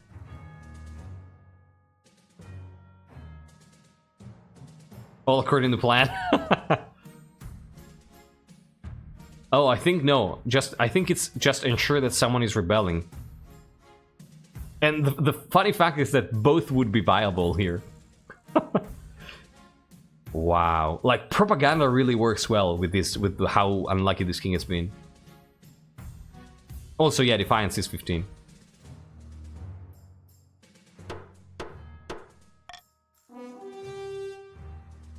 Take over the palace? What? The palace. But if the Barons win, they'll be distracted with the all-important king stuff. We'll see, we'll see, we'll see. Yeah, propaganda is... I mean, just look at him. Perfect. We'll use the rebellion to our advantage. After all, the king needs all the help he can get right now. All we need is to get the general invited into the inner circle, and then they'll be helpless to stop us. For the final stage of their scheme, the Barons must raise other regions' defiance to a combined total of at least 18, or ensure the current rebellion continues. That's it. See? See?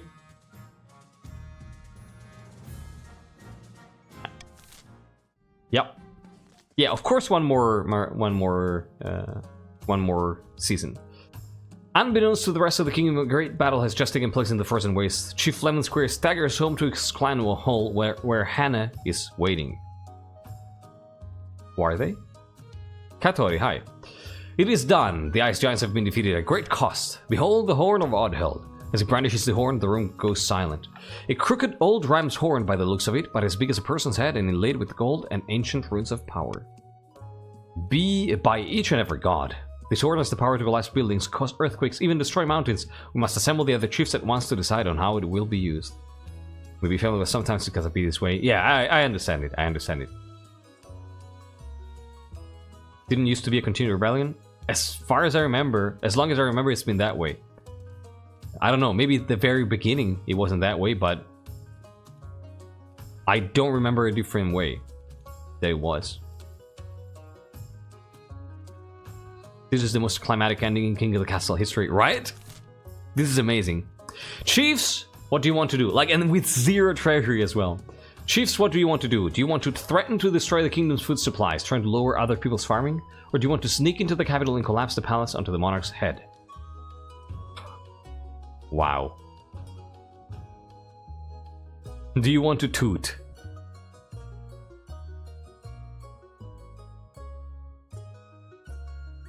Yeah, now I know how y'all felt on the final episode of the Bearclaw Dynasty, right? Isn't this amazing? Like, the build-up for 3 months. I love this. I love this so much. It's the toot. It's the toot. Sneak into the capital. A bit too sneaky for my liking, but it'll get the job done. We'd best make sure that the security is Lexanax for us to sneak in. I'm sure we can convince the king to relax a few restrictions here and there. For the good of the realm, of course. Yeah, everyone wants into the castle. For the final stage of the scheme, the chiefs must lower authority to 1 or less. So the funny thing is that I might do... I cannot do it. I cannot do it. Well, never mind. I cannot abdicate here. So...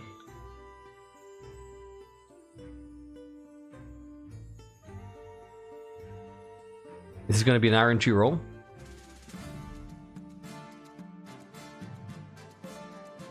We'll see. Cruel tax everyone. I mean, is there even a point at this point, right?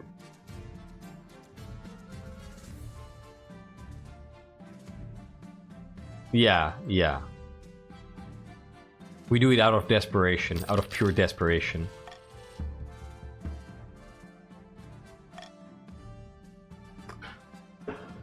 All right. Oh, Clara's back. Give me a second.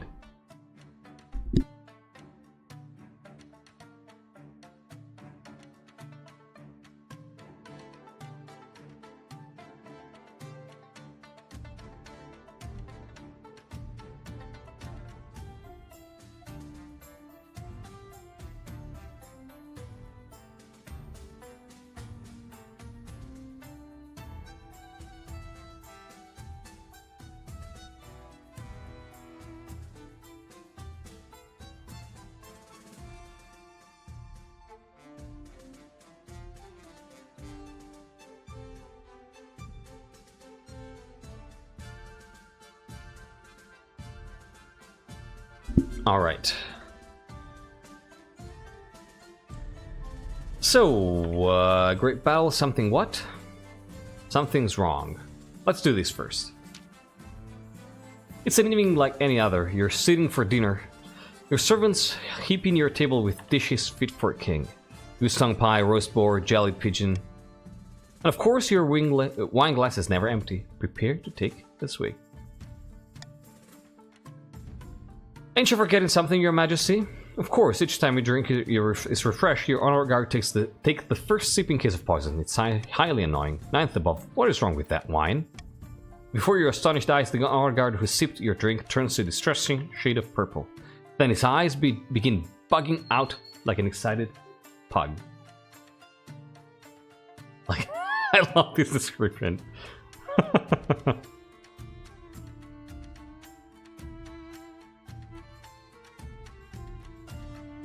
Yeah, it did, Northwind.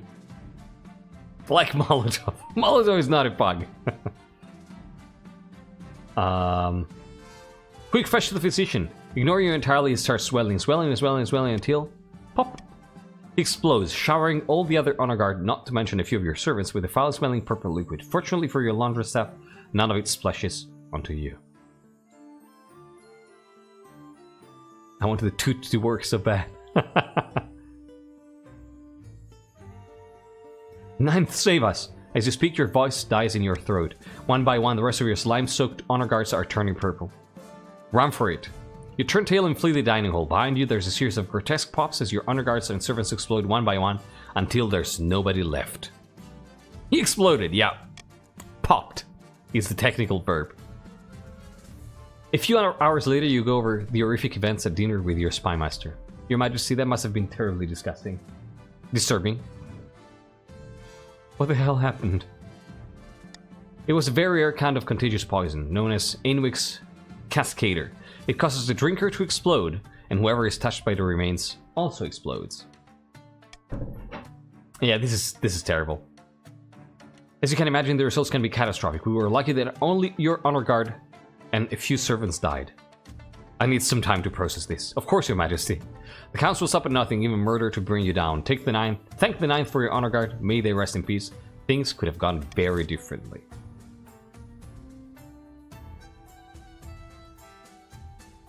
Wow. Yeah, the assassination event can kill you, yes.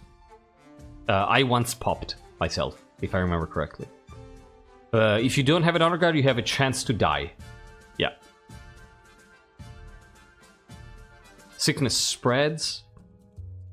Your greatness, a terrible sickness is spreading among my troops in the north. What kind of sickness? We've done a lot of digging, a lot of latrines and a lot of graves. What can we do about it? If we let the disease run its course, we'll have lost a lot of soldiers we can't afford to lose, but I'm not sure how much we can do. Perhaps the council can see a way forward? Join us in the rebellion? Nah. We'll see. Send medical doctors and go to 0. Oh my god, no. No. No, of all ways I can die, I'm not going to die that way. No. We quarantine the deceased. This is all so bad. Or do nothing to spread the sickness. I mean, that's not how I go.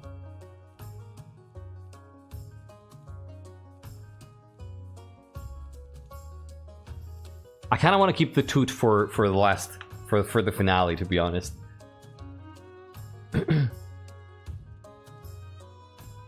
Wow, barons. Counts cannot vote on this one, no. Is it actually gonna be toot time? Oh my god, quarantine the deceased and order the healthy to leave them behind. It's 12 to 6. Well, let's go.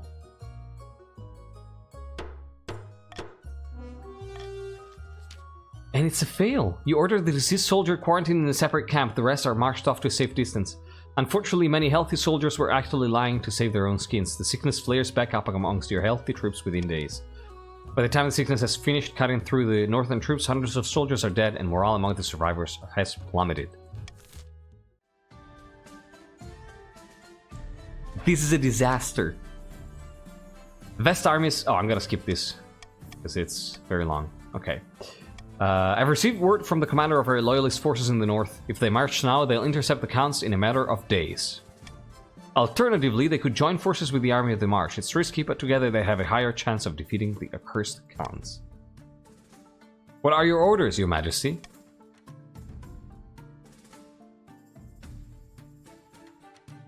Katori, I have no idea what you're talking about. If you're still seeing the other boat, you definitely should refresh. The chiefs and the barons should join forces. Very well, Your Majesty. I'll relay your orders to Chief. Clever user of name, the commander in the field. Hopefully they do as they're told. We have our orders, but should we follow them? Chiefs, what should you do? Do you want to defy orders and send the Northern Army to fight the rebels? Do you want to follow orders and link up with the barons? Or do you want to hang back and let the rebels march on the capital without challenge?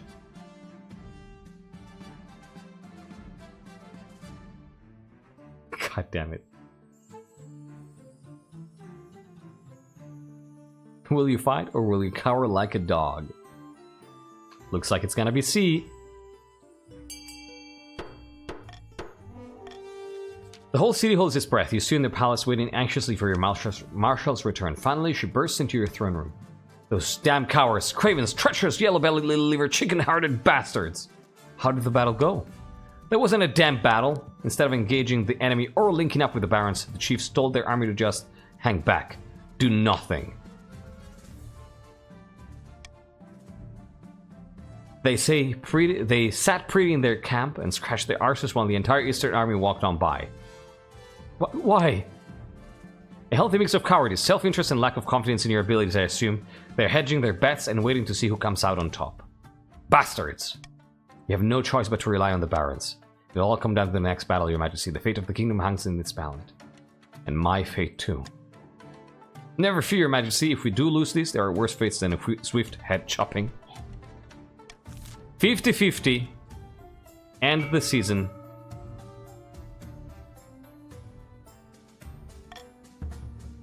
Let's see how this ends. Rumblings of change. It's the toot. It's the toot. Oh my god, it's the toot.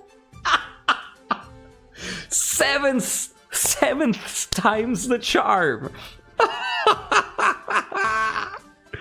I don't believe this. I don't want to believe this. Today you are making war plans in the council chamber with the barons and your advisors. The chiefs were supposed to have arrived already, but they're running late.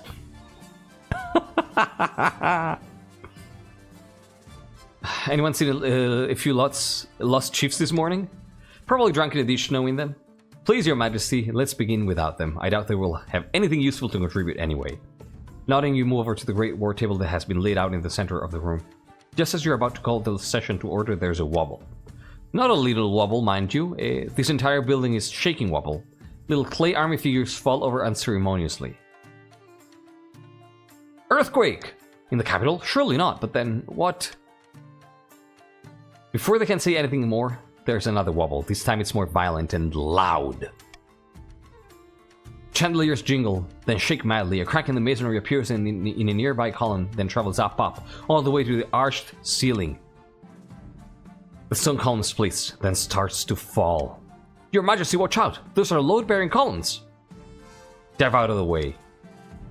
You dive. A great slab of stone shatters the marble flooring where you'd been standing a moment ago. Akerpet love, hey! Thank you for joining and welcome. Hello. The game is just about to end though.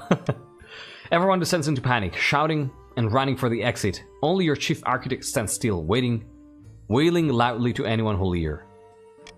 The palace! Who could do this to my beautiful palace?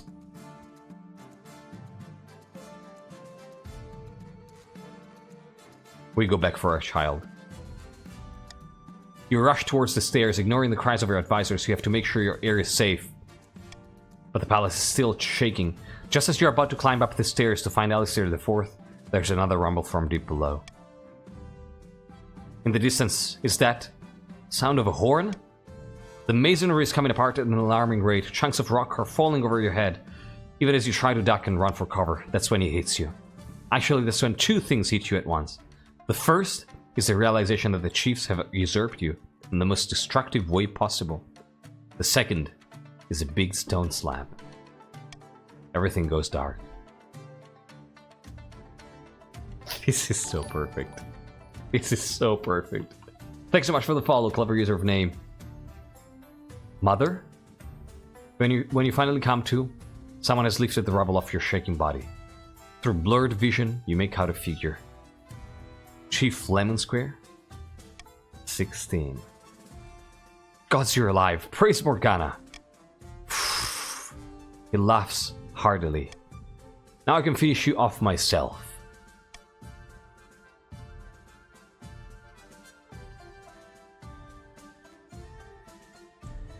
What happened to my cousin? Collapsing buildings aren't good for the health of young children. A shame it had to be this way. You are monsters. Oh, I cannot wait to trash. How did you do this? By the power of Hodheld, of course. Isorn gave us the power to bring down the royal palace with the entire administration still inside. What a coup. Now enough delay. This is where it ends. Get it over with then. Gladly. Hannah will be a better ruler than you could ever hope to be, Alyster III, and this is the last loose end. His axe rises into the sky, glints in the sunlight, then falls. Good freaking game, everybody. GG. GG and good game to the Chiefs. 7th time the charm. Finally, after seven attempts, they managed to win with the toot.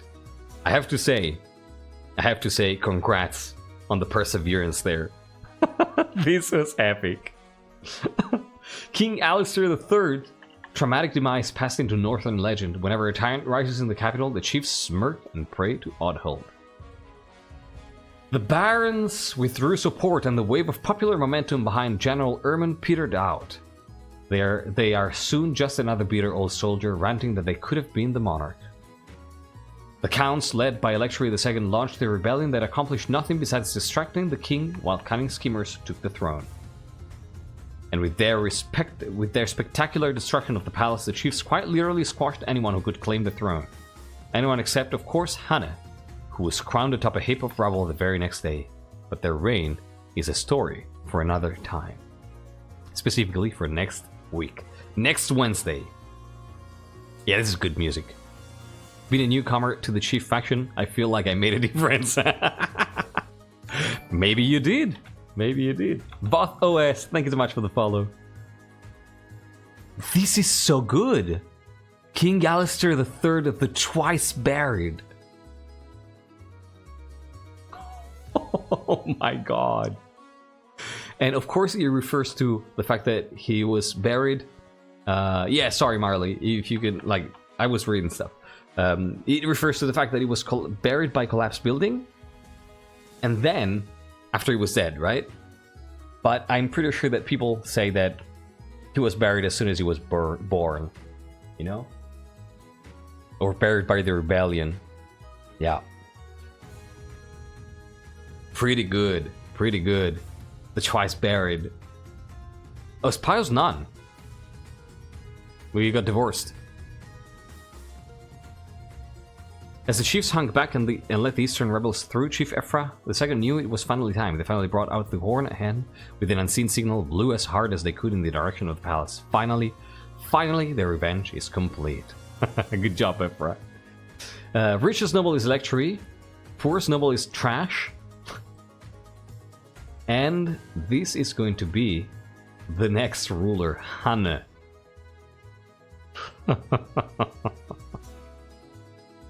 Looks cool. Looks cool. I like her. Alright. Yeah, with an eye patch. This is the story. This was the story of poor King Alyster III, the Twice Buried. So ends the lineage of the Alysters. And next week, we're going to be playing this Dynasty's finale with episode 12.